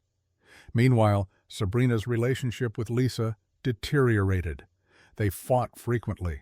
Sabrina grew jealous of Megan and Haley, believing Lisa gave them preferential treatment. The warmth that had characterized the early months of the placement evaporated, replaced by tension and resentment. In early October 2012, Sabrina asked her friend Autumn Pavlik if she knew anyone who would kill her foster mother. Autumn was shocked but didn't take it seriously enough to report it. Sabrina continued talking about needing to get rid of Lisa. According to Sabrina's eventual testimony, Kevin was the driving force behind the murder plot. He wanted the $750,000 life insurance policy that was in Lisa's name. He wanted to be with Sabrina without the complications of divorce. And he convinced Sabrina, a vulnerable, traumatized teenager desperate for love and approval, that killing Lisa was the solution. On November 15, 2012, Kevin came to Sabrina in tears, claiming he and Lisa had gotten into a terrible fight. He told Sabrina he was going to kill himself if Lisa wasn't dead. Sabrina, manipulated by the man she believed loved her, agreed to do it. The next night, Kevin was conveniently out on the road, driving a truck in Michigan. He had an airtight alibi. Meanwhile, Sabrina prepared to commit murder. At approximately 1:15 a.m. on November 16th, while Lisa Knoefel slept in her bed, Sabrina entered the bedroom with a 15-inch serrated kitchen knife. She attacked without warning, plunging the blade into Lisa's body again and again. Lisa fought desperately for her life, screaming and trying to defend herself. 13-year-old Megan heard the screams and came running. She saw Sabrina on top of her mother, stabbing her repeatedly. "Stop! Get off of her!" Megan screamed, trying to pull Sabrina away. At one point, Megan got on top of Sabrina, desperately trying to save her mother, but Sabrina shoved her off. Megan ran to call 911, but it was too late. Sabrina had already inflicted fatal wounds. The attack continued even after Lisa had stopped fighting, stopped screaming, stopped moving. Sabrina stabbed and cut her foster mother nearly 200 times, far beyond what was necessary to kill her. When police arrived, they found Lisa dead and Sabrina covered in her blood. Kevin Knoefel was contacted in Michigan and told that his wife had been murdered. He called 911 himself, asking about the girls and making arrangements to pick them up from the police station. He collected Megan and Haley at 5 a.m. that morning. To investigators, the case initially seemed straightforward. A troubled foster child had snapped and murdered her foster mother in a fit of rage. Sabrina was charged with murder, and Kevin appeared to be a grieving husband and father trying to hold his family together. But something troubled investigators. The sheer brutality of the attack, nearly 200 wounds, suggested either a psychotic break or an intense personal hatred that seemed disproportionate to the conflicts Sabrina and Lisa had experienced. Detectives wondered if there was more to the story. For 10 months, they investigated. Sabrina sat in jail, while Kevin collected the $750,000 life insurance payout. He bought cars. He purchased homes. He took flying lessons. He was living well on the money his wife's death had provided. And Sabrina watched from her jail cell as the man who claimed to love her, the man who had convinced her to commit murder, enjoyed his new wealth without her. In May 2013, Sabrina decided to tell the truth. She reached out to investigators and offered to cooperate in exchange for a sentence that would allow the possibility of parole after 30 years instead of life without parole. She told them everything about the sexual relationship with Kevin, about his manipulation, about how he had orchestrated the entire murder plot. There should be no doubt in anyone's mind that she wouldn't have done this without Mr. Knoeffel's urging, Sabrina's attorney Charles Grieshammer later said. In August 2013, Kevin Knoefel was arrested and charged with conspiracy to commit aggravated murder, complicity to aggravated murder, and 6 counts of sexual battery. The sexual battery charges related to his relationship with Sabrina, who had been a minor when the abuse began. Kevin's trial began in May 2014. The case against him rested almost entirely on Sabrina's testimony. She took the stand and described in graphic detail how Kevin had groomed her, manipulated her, and convinced her to kill his wife. She explained that she was afraid of him, that she felt she had no choice, that he had made her believe murdering Lisa was the only way they could be together. Defense attorneys argued that Sabrina was lying to reduce her own sentence, that she had acted alone in a fit of jealous rage, and that Kevin was an innocent man being framed by a manipulative teenager. After deliberating for 9.5 hours, the jury convicted Kevin Knoefel on all 11 counts. The verdict came down to one question. Did the jury believe Sabrina?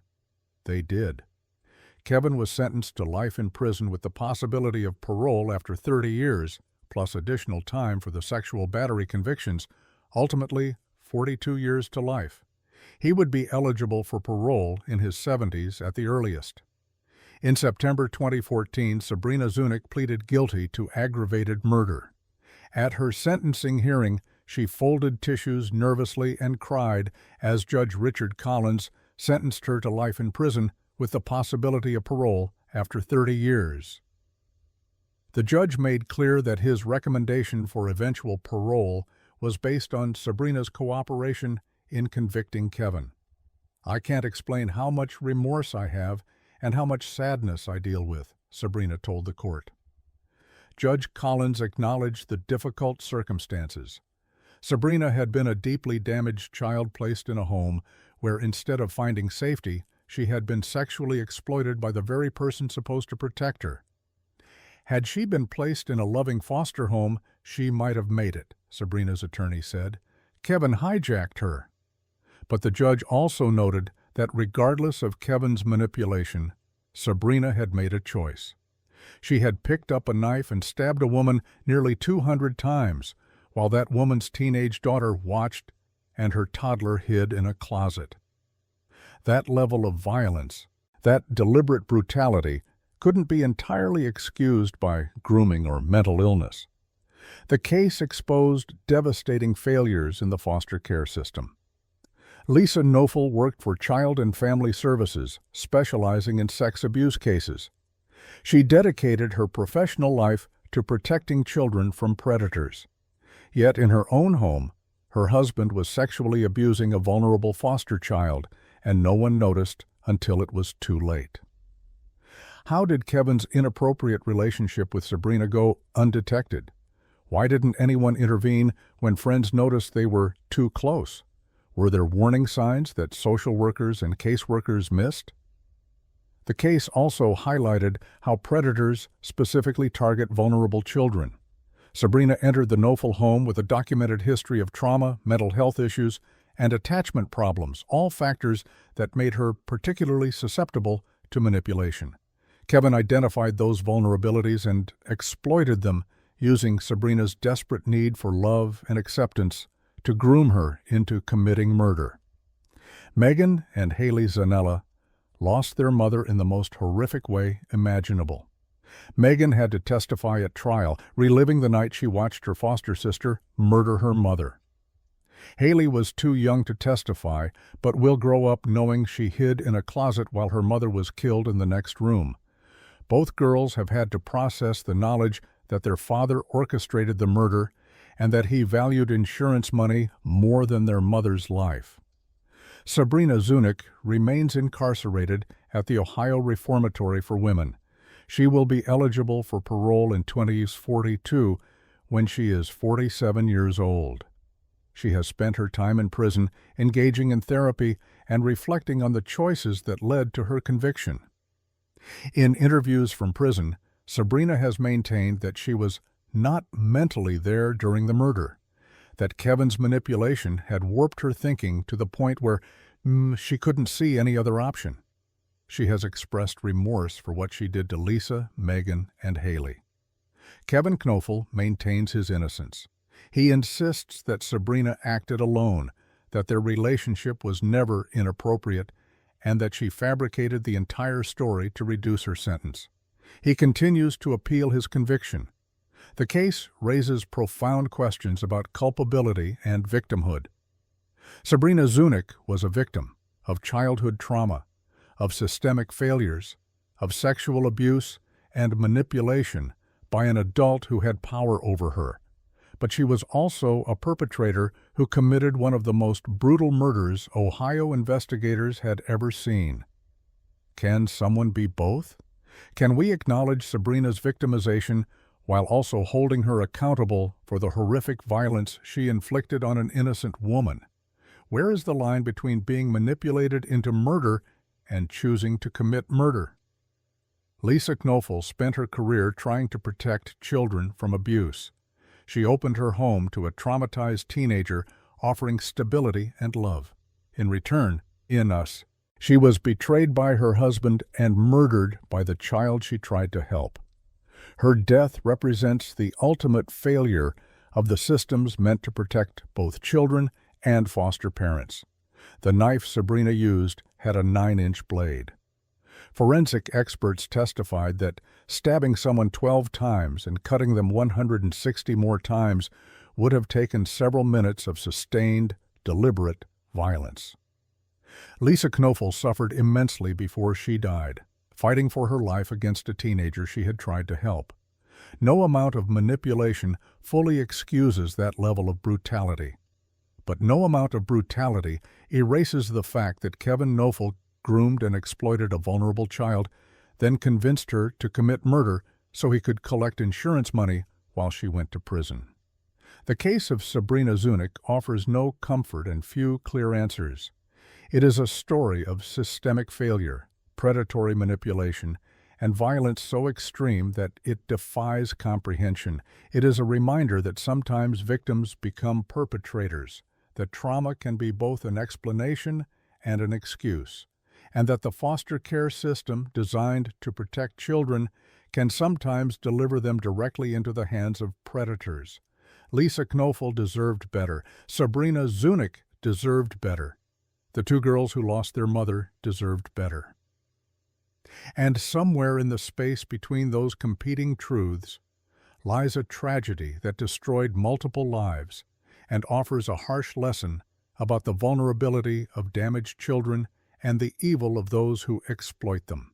Case 7. Sidney Powell. Sidney Powell had always been the golden child, an honors student throughout high school, a star athlete, a daughter who seemed destined for success. She earned a scholarship to Mount Union University, a small liberal arts school just an hour from her family's home in Akron, Ohio. Her parents, Stephen and Brenda Powell, were proud of everything she had accomplished. Brenda Powell, a 50-year-old child life specialist at Akron Children's Hospital, had dedicated her career to helping sick children and their families navigate medical trauma. She was known for her compassion, her patience, and her unwavering dedication to the young patients who needed her most. At home, she shared an especially close relationship with Sidney. The two would spend hours talking about Sidney's dreams, her classes, her future. Brenda was her daughter's biggest supporter, but by March 2020, Sidney's perfect life had become an elaborate lie. The truth was that Sidney had been struggling at Mount Union. Her grades had plummeted.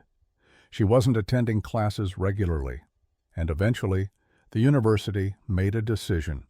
Sidney Powell was being suspended for academic failure. She would not be allowed to continue her studies until she significantly improved her performance. Sidney never told her parents. Instead, she pretended everything was fine. She continued to leave the house as if going to class. She maintained the fiction that she was a successful college student on track to graduate. For months she hid the suspension, terrified of disappointing her family and shattering the image they had of her. On March 3, 2020, the carefully constructed lie began to collapse. That morning, Sidney's father, Stephen, tried to pay her tuition online, but couldn't access the university portal. Confused, he confronted Sidney and asked what was going on. Sidney finally broke down and confessed. She had been suspended from Mount Union months earlier. She hadn't been attending classes. Everything she had told them about her college life was a fabrication. Stephen was shocked and disappointed, but his immediate concern was helping Sidney get back on track. He told Brenda what had happened, and she left her job at Akron Children's Hospital early to come home and discuss the situation with their daughter. Brenda wanted to understand what had gone wrong and figure out how to help Sidney address her academic problems. Around 12:45 p.m., Brenda called Mount Union's administrative offices to discuss Sydney's suspension and explore options for her daughter's return.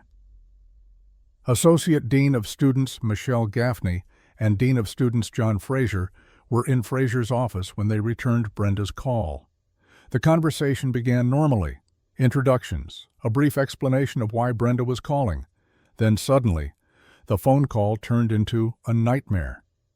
Gaffney and Fraser heard loud, repetitive thuds coming through the phone line. Then they heard screaming, terrified, agonized screaming. They shouted into the phone, "Brenda! Brenda!" But there was no response. The line went dead. The university officials tried calling back immediately. A young female voice answered the phone, claiming to be Brenda Powell. But both Gaffney and Fraser knew instantly it wasn't Brenda. "It was not Brenda. I was sure it was Sydney," Gaffney later testified. "Both Dean Fraser and I looked at each other and sort of shook our heads at each other and said, 'That's not Brenda.' He then said, 'Sydney, I think this is you. This is not Brenda.'" The phone went dead. Horrified and certain something terrible had happened, the university officials immediately called 911. What they had heard was Sydney Powell murdering her mother. According to evidence presented at trial, when Brenda arrived home to discuss Sydney's academic failure, Sydney snapped. She picked up a cast-iron skillet from the kitchen and struck her mother repeatedly in the head with devastating force. The blows were so violent that they caused severe skull fractures. But Sydney didn't stop there. After beating her mother with the skillet, she retrieved a steak knife from the kitchen and stabbed Brenda nearly 30 times. The attack was prolonged and brutal, continuing long after Brenda had stopped fighting back. When police arrived at the Powell home on Scudder Avenue, they found evidence that Sydney had attempted to stage the scene to look like a break-in.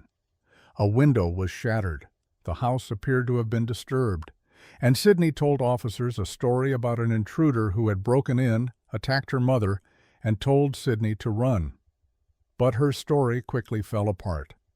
The evidence didn't match her account, and the university officials had already told police about the phone call, about hearing the attack in real time, about Sydney answering the phone and pretending to be her mother.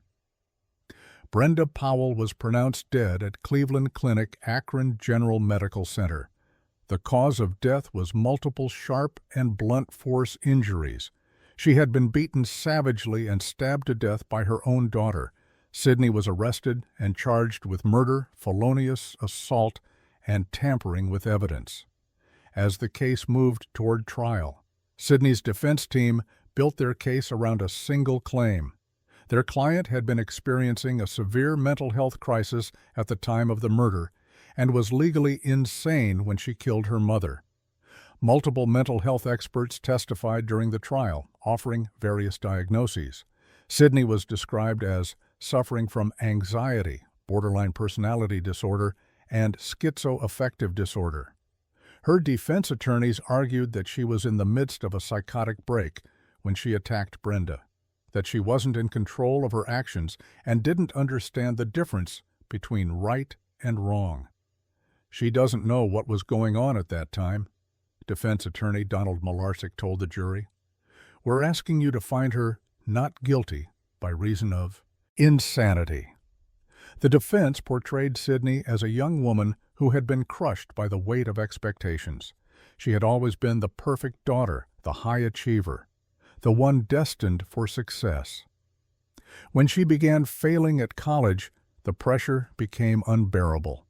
Rather than admit failure and disappoint her parents, she spiraled into a web of lies that eventually consumed her ability to think rationally. But the prosecution painted a very different picture. They argued that Sydney's actions were calculated and deliberate. She had hidden her academic failure for months, carefully maintaining the deception. When confronted with the truth, she made a conscious choice to eliminate the parent who had discovered her lies. She had to switch weapons and keep attacking her, Assistant Prosecutor Brian Stano told jurors. That is purposeful. That is trying to end someone. Prosecutors emphasized that Sydney had the presence of mind to stage a break-in after the murder. She shattered a window, disturbed the house to make it look ransacked, and concocted a story about an intruder. These were not the actions of someone in a complete psychotic break, they argued.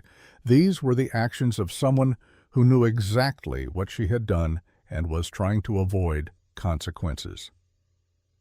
The trial lasted several weeks. Jurors heard from forensic experts who described Brenda's injuries in excruciating detail. The skull fractures from the repeated blows with the cast-iron skillet, the nearly 30 stab wounds scattered across her body. They listened to testimony from the Mount Union officials who had heard the attack over the phone and immediately knew something terrible was happening. They examined the evidence of the staged break-in and heard Sidney's inconsistent statements to police. Mental health experts for both sides debated Sidney's state of mind. Was she experiencing a genuine psychotic episode, or was she an angry, desperate young woman who chose violence over honesty? After 9 hours and 23 minutes of deliberation, the jury returned with their verdict: guilty on all counts. They rejected the insanity defense, concluding that Sidney Powell knew what she was doing when she killed her mother. Sidney sobbed openly in court as the verdicts were read. Her family, including her father Stephen, who had lost his wife and now faced losing his daughter to prison, sat in the courtroom in devastation. In September 2023, Judge Kelly McLaughlin sentenced Sidney Powell to life in prison with the possibility of parole after serving a minimum of 15 years. The sentence took into account Sidney's age at the time of the crime and left open the possibility that she might one day be released if she demonstrated genuine rehabilitation. An attorney speaking on behalf of Sidney's family asked the judge to consider the dozens of letters submitted on Sidney's behalf, including one from a doctor at Akron Children's Hospital who had worked with Brenda. "I have almost never felt so strongly that I need to offer a voice of advocacy as I have in this tragic situation," the doctor wrote, describing the verdict as an unfathomable outcome and expressing sympathy for Sidney and her grieving family. Sidney's family maintained their love and support for her throughout the trial and sentencing. They acknowledged the terrible loss of Brenda, but insisted that Sidney needed compassion and treatment, not decades in prison. The people who know Brenda, the people who know Sidney, are all asking this court to consider the constitutional wishes of the victims and impose the minimum sentence, Sidney's attorney told the judge. The case sparked intense debate about mental health, pressure on high-achieving students, and the criminal justice system's response to young people who commit terrible crimes during what may be psychological crises. Advocates for mental health reform pointed to Sidney's case as evidence that the system fails young people who are struggling. They argued that Sidney had been crying out for help through her academic failure and her lies, and that if she had received appropriate mental health intervention, Brenda might still be alive. Others argued that mental illness, even if genuine, doesn't excuse brutally murdering one's mother.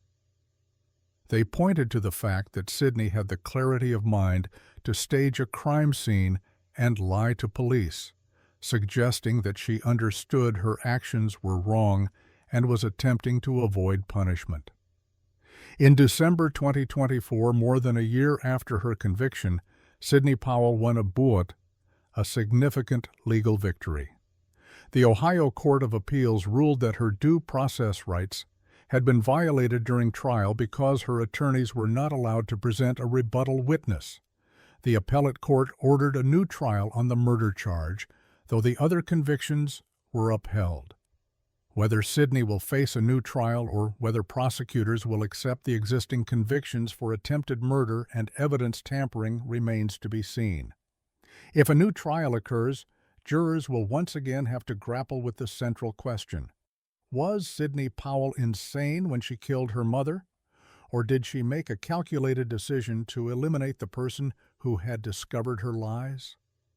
The case of Sidney Powell forces uncomfortable questions about achievement culture and the pressure placed on young people to succeed. Sidney had been an honor student and an athlete, someone who appeared to have everything going for her. But beneath that polished exterior was a young woman struggling with academic failure, and so terrified of disappointing her parents that she maintained an elaborate deception for months. When that deception was finally exposed, did something snap in Sydney's mind? Or did she coldly calculate that it was easier to kill her mother than to face the consequences of her academic failures? Brenda Powell spent her final years helping children navigate trauma and fear. She was known for her gentle approach, her ability to make frightened children feel safe, and her dedication to families in crisis. She never got to use those skills to help her own daughter through whatever psychological crisis or moral failing led to that terrible day in March 2020. The university officials who heard Brenda's screams over the phone have had to live with the knowledge that they were helpless witnesses to her murder. They called 911 immediately, but it was already too late. Those sounds, the thuds, the screaming, the silence, will likely haunt them forever. Stephen Powell lost his wife to a horrific murder and his daughter to the criminal justice system. He has maintained his support for Sydney while also acknowledging the devastating loss of Brenda. His life was shattered in a matter of minutes by a daughter who, for reasons still debated, chose violence over truth. Sydney Powell remains incarcerated at the Ohio Reformatory for Women in Marysville. Whether she will serve 50 years or face a new trial that could result in a longer sentence remains uncertain. What is certain is that a 50-year-old woman who dedicated her life to helping children died violently in her own home, and the daughter she loved more than anything chose to end her life rather than admit to academic failure. The cast iron skillet and the steak knife are entered as evidence in a murder case. The phone call that captured Brenda's final moments exists as a recording that prosecutors played in court. And somewhere in prison, a young woman who once had a scholarship and a bright future contemplates the choice she made, a choice that took her mother's life and destroyed her own. The case offers no easy lessons, no clear path to prevention. It is simply a tragedy built on lies, pressure, and a moment of violence that can never be undone. And it leaves us asking how many other young people are hiding failures, terrified to disappoint their families, spiraling toward crisis points we can't see until it's too late. Case 8. Virginia McCullough. When police officers knocked on the door of the modest home on Pump Hill in Great Baddow, Essex, on September 15, 2023, they were conducting what they believed would be a routine welfare check. The GP for 70-year-old John McCullough had grown concerned that his patient hadn't attended appointments or picked up vital medication in months. The doctor's office had tried calling, leaving messages, sending letters. Nothing worked. Finally, they contacted the police. John's daughter, Virginia McCullough, answered the door. She was pleasant and cooperative, explaining that her parents were away traveling and wouldn't be back until October. She had a ready explanation for everything: why they hadn't responded to calls, why appointments had been missed, why no one had seen them. But something about her story didn't sit right with the officers. They asked permission to enter the house and search for John and Lois McCullough. Virginia agreed. What they found inside would shock even the most experienced homicide detectives in Essex. In a makeshift tomb constructed in an upstairs bedroom, wrapped in a sleeping bag and concealed behind debris, was John McCullough's body. In another room, hidden in a sleeping bag and covered with layers of blankets, was Lois McCullough's body. Both had been dead for more than 4 years. And throughout those 4 years, Virginia McCullough had lived in the house with their corpses, spending their pension money telling elaborate lies to anyone who asked about them, and maintaining a facade of normalcy while her parents decomposed mere feet away. When confronted by police, Virginia's response was chilling in its casualness. "I did know that this would come eventually. It's proper that I answer for what I've done." The investigation that followed would reveal one of the most brazen and disturbing cases of murder and deception in recent British history. Virginia McCullough had lived with her parents, John and Lois, in their home in Great Baddow, a suburban area of Chelmsford in Essex, for years. She was their only daughter, unmarried and without children, increasingly isolated from the outside world as she spent more time in the family home. But Virginia's relationship with her parents was far from normal. For years, she had been financially manipulating them, running up massive debts in their names without their knowledge. She had taken out credit cards in their names, forged signatures, and spent money on herself while her elderly parents lived frugally, unaware that their financial security was being systematically destroyed by their own daughter. By the summer of 2019, Virginia's web of financial fraud was becoming increasingly difficult to maintain. Her parents were beginning to discover the extent of her deception. They were asking difficult questions, and Virginia knew that if the truth came out, she would face serious consequences, possibly criminal charges for bullshit, fraud, and theft. So Virginia decided to eliminate the problem permanently. The exact date of the murders is unknown, but investigators determined that both John and Lois were killed sometime in the summer of 2019. Virginia's methods were different for each parent, suggesting the murders may have occurred on different occasions. John McCullough, 70 years old and in need of regular medication, was poisoned. Virginia crushed prescription medications and administered them to her father, likely mixing them into his food or drink. The overdose killed him, and Virginia then concealed his body. She built what police later described as a makeshift mausoleum, wrapping his corpse and hiding it in a way that would contain the decomposition as much as possible. Lois McCullough's death was more violent. Virginia beat her mother and stabbed her, then wrapped her body in a sleeping bag and hid it in another part of the house. The post-mortem examination would later reveal the brutality of the attack. With both parents dead and hidden within the house, Virginia embarked on an extraordinary campaign of deception that would last more than 4 years. She began by canceling all of her parents' appointments, medical checkups, social engagements, anything that would require them to appear in person. When family members called asking about John and Lois, Virginia had ready explanations. They were on an extended holiday. They were visiting relatives. They decided to take a long trip and weren't sure when they'd be back. When the COVID-19 pandemic struck in 2020, Virginia found the perfect excuse to keep people away. She told anyone who asked that her parents were isolating, that they were being extremely cautious because of their age and health conditions, that they didn't want visitors. In a time when everyone was staying home and avoiding contact, Virginia's explanations seemed perfectly reasonable. Throughout this period, Virginia continued to collect her parents' pension payments. The money went directly into bank accounts she controlled. Over the course of more than 4 years, she benefited from approximately $150,000 of her parents' money, funds they had saved for their retirement, and that should have supported them in their final years. Virginia used the money to support herself while living in the house with her parents' bodies. She ordered food deliveries, made online purchases, and paid bills, all while just feet away from the corpses she had hidden so carefully. She also went to extraordinary lengths to make it appear that her parents were still alive. She sent text messages from their phones. She forged signatures on documents.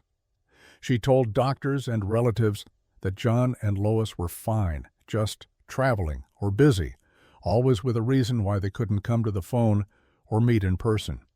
Family members found Virginia's explanations increasingly strained, but the COVID-19 pandemic provided cover for much of the isolation. During lockdowns, many elderly people avoided all contact with others.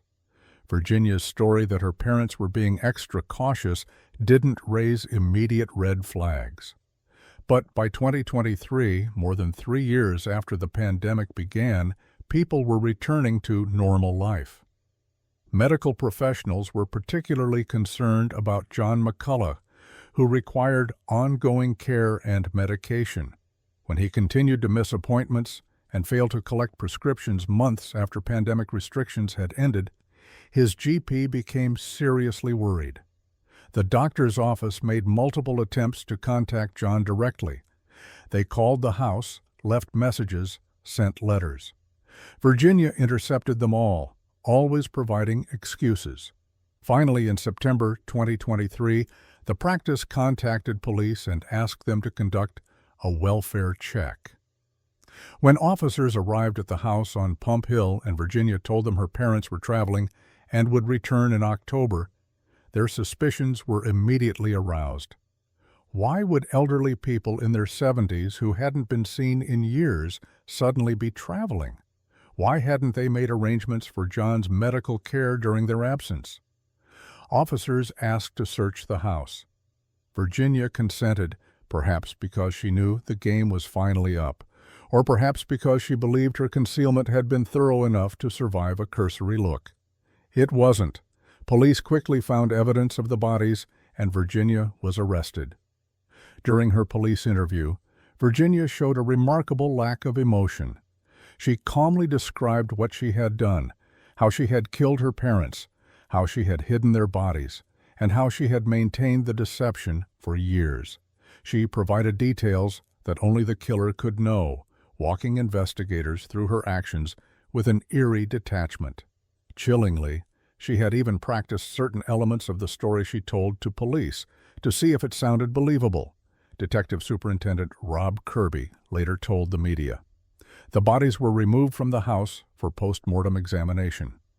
After more than 4 years in concealment, both corpses were significantly decomposed, but forensic pathologists were able to determine causes of death and confirm that both John and Lois had been murdered. Virginia McCulloch was charged with 2 counts of murder. At her trial at Chelmsford Crown Court, the prosecution presented a case of calculated, premeditated murder motivated by greed and the desire to avoid consequences for her financial fraud. The evidence was overwhelming. Virginia had confessed immediately upon arrest. The bodies were found in her home.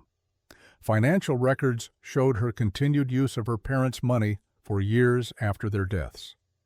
The pattern of deception, canceled appointments, forged messages, elaborate lies, demonstrated clear consciousness of guilt. Virginia's defense team had little to work with.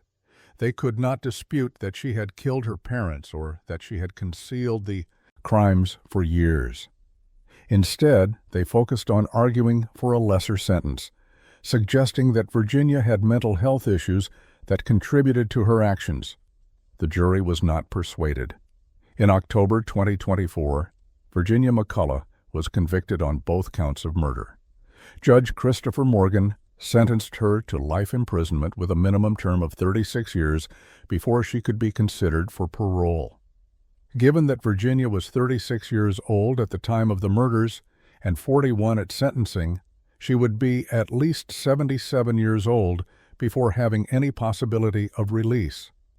In his sentencing remarks, Judge Morgan described the case as one of the most disturbing he had encountered. He noted that Virginia had persistent lies about her parents' whereabouts and had gone to great effort to keep family and friends away from the house throughout the pandemic and beyond. The details of these offenses shock and horrify even the most experienced of murder detectives. Detective Superintendent Kirby told reporters after the sentencing, Virginia McCulloch's family could not have foreseen this level of deceit. The case sent shockwaves through the UK. How had Virginia managed to conceal 2 murders for more than 4 years?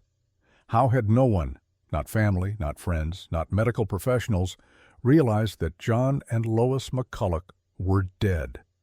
The answer lay partly in the COVID-19 pandemic, which normalized isolation and provided perfect cover for Virginia's lies. But it also exposed weaknesses in welfare check systems and raised questions about how easily vulnerable elderly people can disappear without adequate oversight. John and Lois McCulloch's other family members expressed devastation at the murders and the years of deception. In a statement read to the court, they described being left utterly devastated by the circumstances of this case and said they continued to feel the loss of John and Lois each and every day. This process, from the finding of John and Lois's remains to the unraveling of McCulloch's web of lies, has taken a huge toll on the wider family network, the statement continued. The family had been robbed not only of their loved ones, but of years of grief and closure. While they had been told John and Lois were traveling or isolating, the couple had actually been dead, their bodies decomposing in their own home, while their daughter spent their money. Perhaps the most chilling aspect of Virginia McCulloch's case is her apparent lack of remorse. She confessed immediately when caught, but her confession seemed motivated more by resignation than guilt. "I knew this would come eventually," she told police, not "I'm sorry," not "I wish I could take it back," but simply an acknowledgement that she had been caught. Throughout her police interviews and court appearances, Virginia displayed a flat affect, showing little emotion even when describing the brutal details of how she had killed her mother. Mental health professionals who examined her could not agree on whether she suffered from any diagnosable condition that would explain her behavior, but all agreed that her emotional responses were abnormal. The case also highlighted the vulnerability of elderly people living with adult children. John and Lois had been financially exploited by Virginia for years before she killed them. They had trusted their daughter, allowed her to live with them, and apparently had no idea she was destroying their finances. How many other elderly people are being manipulated or abused by adult children who live with them? How many are isolated from other family members, their access to the outside world controlled by the very people who are harming them? Virginia McCulloch's case provides no easy answers to these questions. What it does provide is a stark reminder that sometimes the greatest danger to vulnerable people comes from those closest to them, and that the most elaborate deceptions can be maintained for years when the deceiver is shameless enough and the circumstances are right. The house on Pump Hill where Virginia lived with her parents' corpses for more than 4 years has since been sold. New owners have moved in, likely unaware of the horror that unfolded within those walls. But for the McCulloch family and the community of Great Baddow, the memory of Virginia's crimes will linger. 2 elderly people who should have been enjoying their retirement were instead murdered by their own daughter, their bodies hidden like garbage, their deaths concealed so their killer could continue spending their money. For 4 years, Virginia McCulloch lived a lie so audacious that it seems almost impossible, except that it happened, and it worked, until a concerned doctor's welfare check finally brought the truth to light. Virginia McCulloch will spend most or all of her remaining life in prison, but no sentence can undo what she did. John and Lois McCulloch died at the hands of the daughter they had raised and supported, and their family lost years of mourning and closure, because one woman's greed and callousness knew no bounds. The case stands as one of the most shocking examples of filial betrayal in modern British criminal history. A daughter who killed her parents, hid their bodies, and spent their money while spinning lies for years, all with a level of cold calculation that continues to disturb everyone who encounters it. Case 9. Sarah Johnson.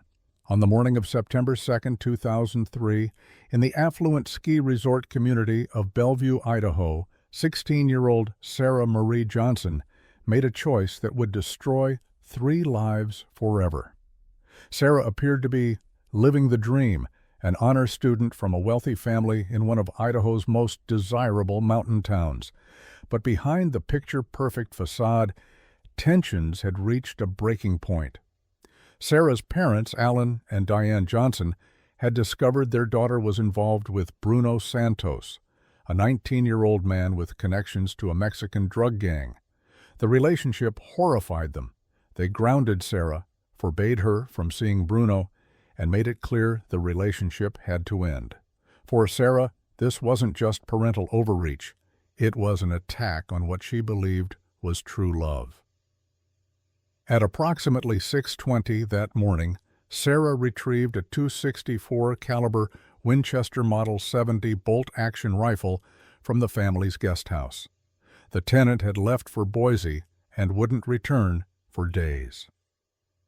Sarah walked into her parents' bedroom carrying the weapon. Her mother, 52-year-old Diane Johnson, lay sleeping. Sarah aimed and shot her in the head. Alan Johnson, 46, was in the bathroom taking a shower. As he stepped out, Sarah shot her father twice in the chest, just above the heart. Both parents died quickly. Sarah then staged the scene. She placed 2 knives at the foot of her mother's bed, attempting to make it appear that an intruder had been involved. She called 911, claiming she'd heard gunshots and found her parents. But from the beginning, investigators noticed inconsistencies in her story. Sarah told police she'd been asleep in her bedroom when she heard the shots. She ran to her parents' room and discovered the horrific scene. Yet several people who saw Sarah that morning noted something odd. Her hair and appearance didn't match someone who'd just woken up in bed. The crime scene itself told a different story than the one Sarah was presenting. Investigators discovered the rifle came from the guest house. They found a pink bathrobe hidden in Sarah's bedroom. Wrapped inside it were items that would seal her fate. Testing revealed the robe contained blood from Diane Johnson, gunshot residue, and tissue from the victim. Inside a latex glove found with the robe, investigators detected Sarah's DNA. Paint chips on the robe matched paint on the shirt Sarah wore that morning. Sarah's story kept changing. In one version, she said the bedroom door was closed. In another, it was open because her parents propped it with pillows. About 25 days after the murders, she told a relative a completely different account, that the first shot woke her. She heard a second shot, then ran to the bedroom and saw blood on the walls and floor. The evidence painted a clear picture. The massive amounts of blood spatter at the scene made it nearly impossible for the shooter to avoid contamination. Yet Sarah had no blood on her person when police arrived, because she'd changed clothes and hidden the robe. The forensic evidence directly contradicted every version of her story.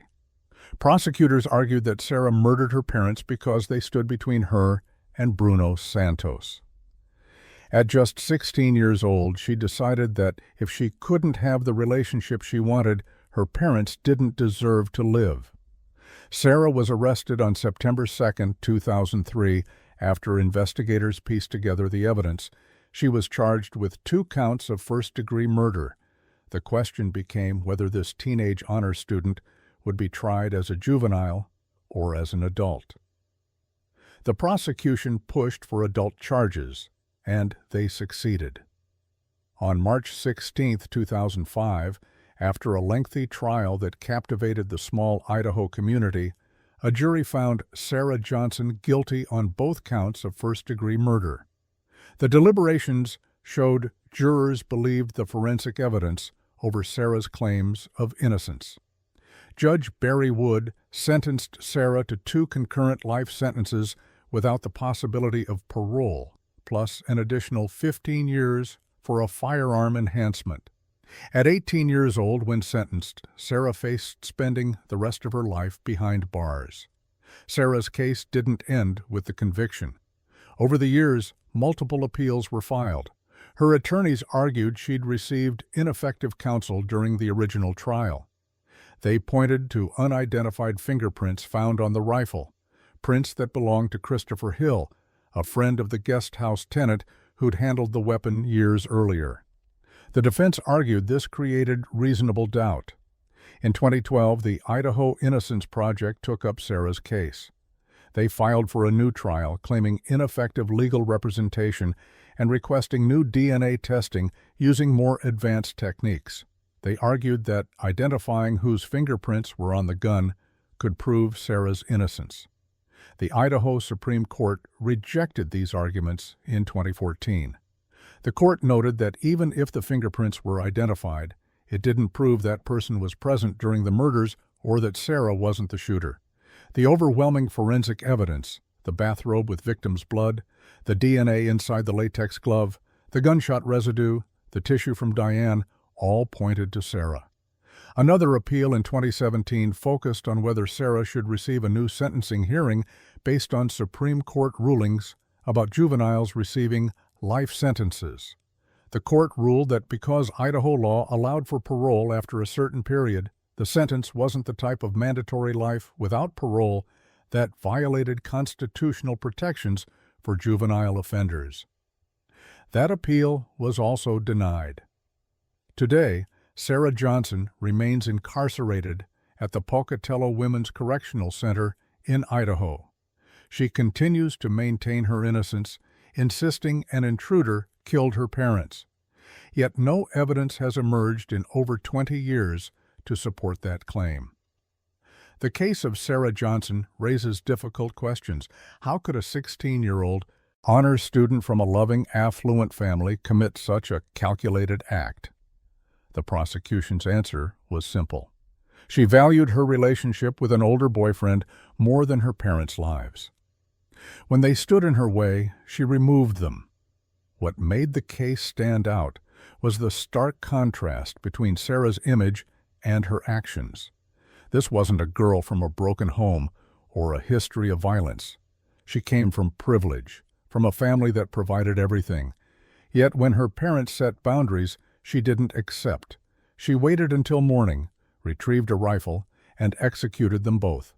The forensic evidence told a story of cold calculation. Sarah shot her mother while she slept. There was no confrontation, no argument, just a daughter standing over her sleeping mother with a rifle. She shot her father as he stepped from the shower, catching him at his most vulnerable. Then she staged the scene, changed her clothes, hid the evidence, and called 911.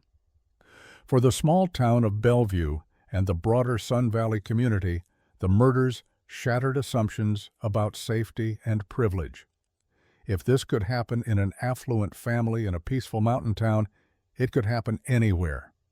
The name Sarah Johnson remains a reminder that family bonds don't guarantee safety, that parental love doesn't prevent betrayal, and that even teenage honor students are capable of unthinkable violence.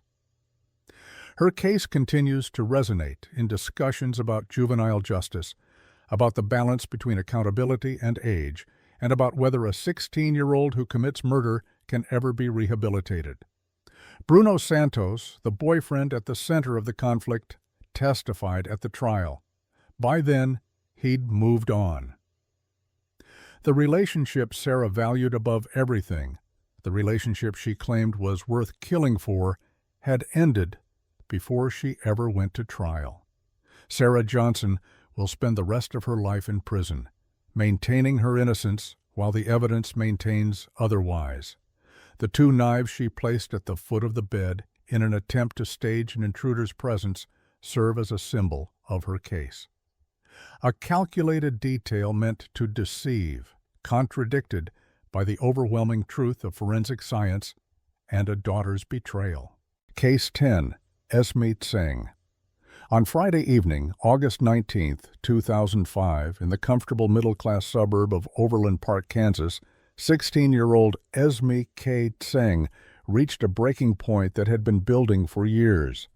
To anyone looking from the outside, Esme appeared to be exactly what every parent hoped for: a straight-A student, an accomplished classical pianist ranked among the best in her age group in the state, a member of her high school's debating team, and an athlete who competed in track and field. She was, in the words of one parent who knew her, a kid any parent would be proud of. But inside the Tseng family home, a different reality unfolded. Esme's parents, Chinese immigrants who had come to America to give their daughter the best possible life, held her to standards that seemed impossibly high. It wasn't enough to excel. Esme had to be perfect. And when she fell short of perfection, the consequences were severe. 10 days before that Friday in August, on August 9th, Esme had given her mother, 55-year-old Shu Yizhong, a handmade anklet. It was a gesture of love, or perhaps reconciliation, or maybe desperation. In her online blog, Esme wrote about the gift. "It made me feel so childish, but I suppose that's really what all parents want. I've been trying to make them smile, make them feel better, take Esme off their list of worries and concerns." That would be Esme's last blog entry. The evening of August 19th started like many others in the Singh household. But something shifted. The details of what sparked the confrontation may never be fully known. What is known is that at some point that night, Esme took a kitchen knife and attacked her mother. The violence wasn't confined to one room. Shuyi Zhang tried to escape, moving through the house as her daughter pursued her. The incident went through several rooms, a desperate chase that ended with 55-year-old Shu Yi stabbed multiple times. When police arrived at the family's home on the 5600 block of West 125th Street, they found Esme at the scene. Her mother was dead. To understand how it reached this point, you have to look at the years that led to that night. Esme's parents had moved to the United States from China, bringing with them cultural expectations about education, achievement, and parental authority. In their view, they were doing what parents should do, pushing their daughter to succeed, to achieve, to make the most of opportunities they'd worked hard to provide. But from Esme's perspective, nothing she did was ever good enough. She documented this reality in her blog, which she'd kept for 3 years. The blog posts painted a picture of relentless pressure and crushing expectations. When Esme scored 96% on a test, a grade most students would celebrate, her parents grounded her. When she received a report card with a few B's among mostly A's, her parents threatened to move the family to another state. They told Esme they would sell her piano if she didn't win a statewide competition. The punishments went beyond academic pressure. According to Esme's blog and later accounts from friends, when she disappointed her parents, they subjected her to humiliating consequences. She wrote about being forced to stand naked in a corner as punishment. When her mother lost her job, Shu Yi left notes on Esme's computer, blaming her daughter, calling her lazy, labeling her a disappointment. Esme's blog became her outlet, the place where she could express feelings she couldn't voice at home. She wrote about her hatred for her parents, especially her mother. She wrote about feeling trapped, about not understanding why she couldn't meet their expectations, about the suffocating pressure of trying to be perfect. In the language of a teenager wrestling with impossible standards, Esme documented what many would later call a cry for help. Friends who knew Esme described a girl who seemed to have everything together on the surface, but was struggling underneath. She posted on 2 personal websites, sharing verse, ideas, and private secrets. She wrote about family problems and revealed the volatile relationship with her mother. The posts were there for anyone to read, a public documentation of a family in crisis. Just days before her mother's death, Esme had reached out to friends, sounding distant and strange. She talked about running away and asked if she could stay with them. One friend suggested Esme seek professional help. Esme replied with a question, "But what if you want to be a professional?" It was the kind of response that made sense only in hindsight. A girl so concerned with appearing perfect that even asking for help felt like failure.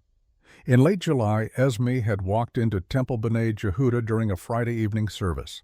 She'd only been to the temple once before, on a school field trip, though she lived just blocks away.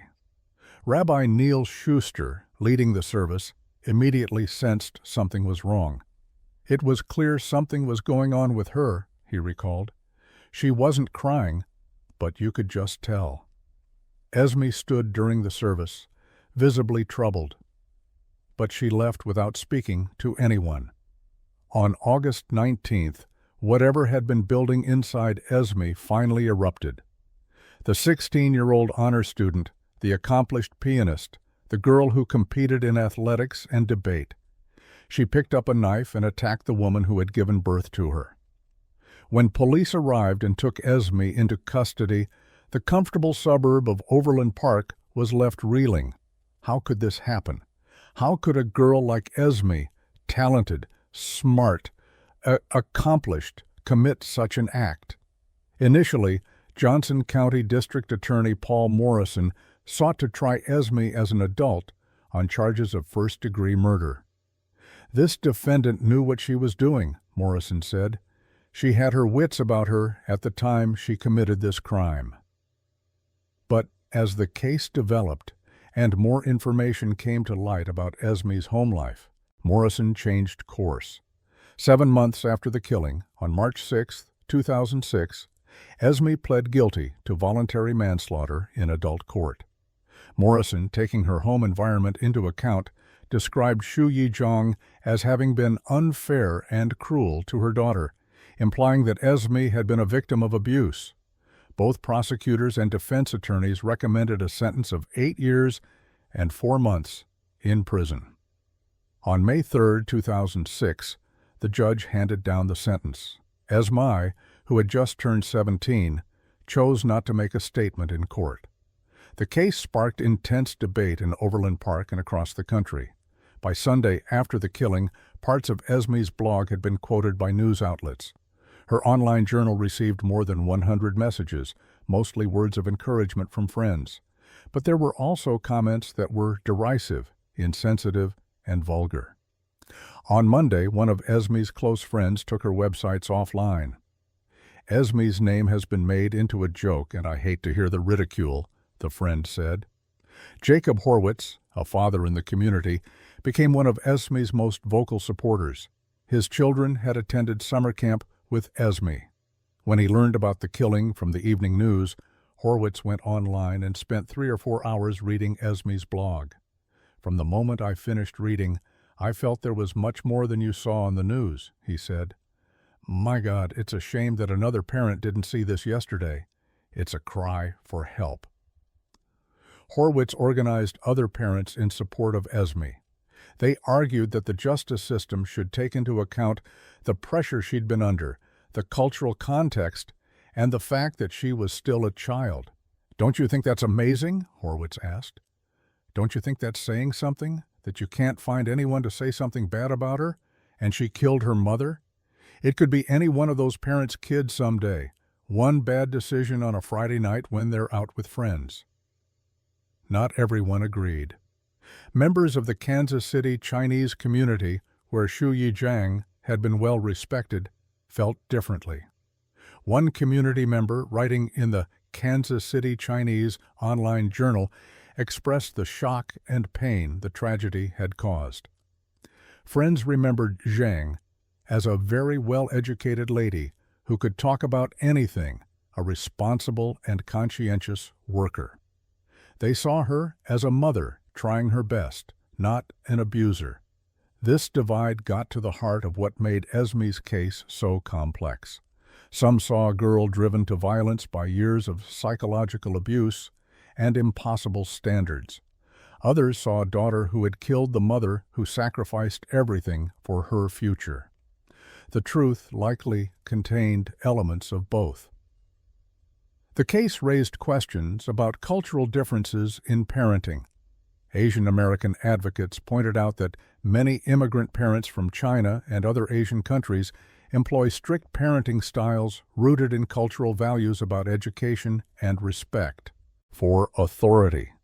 Does that strictness cross the line into abuse? Where is that line? And should American courts take cultural context into account when judging these cases?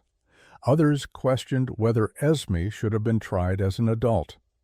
At 16, is someone's brain developed enough to fully understand the consequences of their actions? Should a teenager be held to the same standard as an adult? The debate reflected broader tensions in the justice system about how to handle juveniles who commit serious crimes. Esme served her full sentence at the Topeka Correctional Facility. On October 1, 2012, she was released from prison. She was 23 years old, the same age many of her former classmates would have been graduating from college. What happened to her after release remains largely private. The community Esme left behind continues to grapple with her case. For some parents, it served as a wake-up call about the dangers of excessive pressure.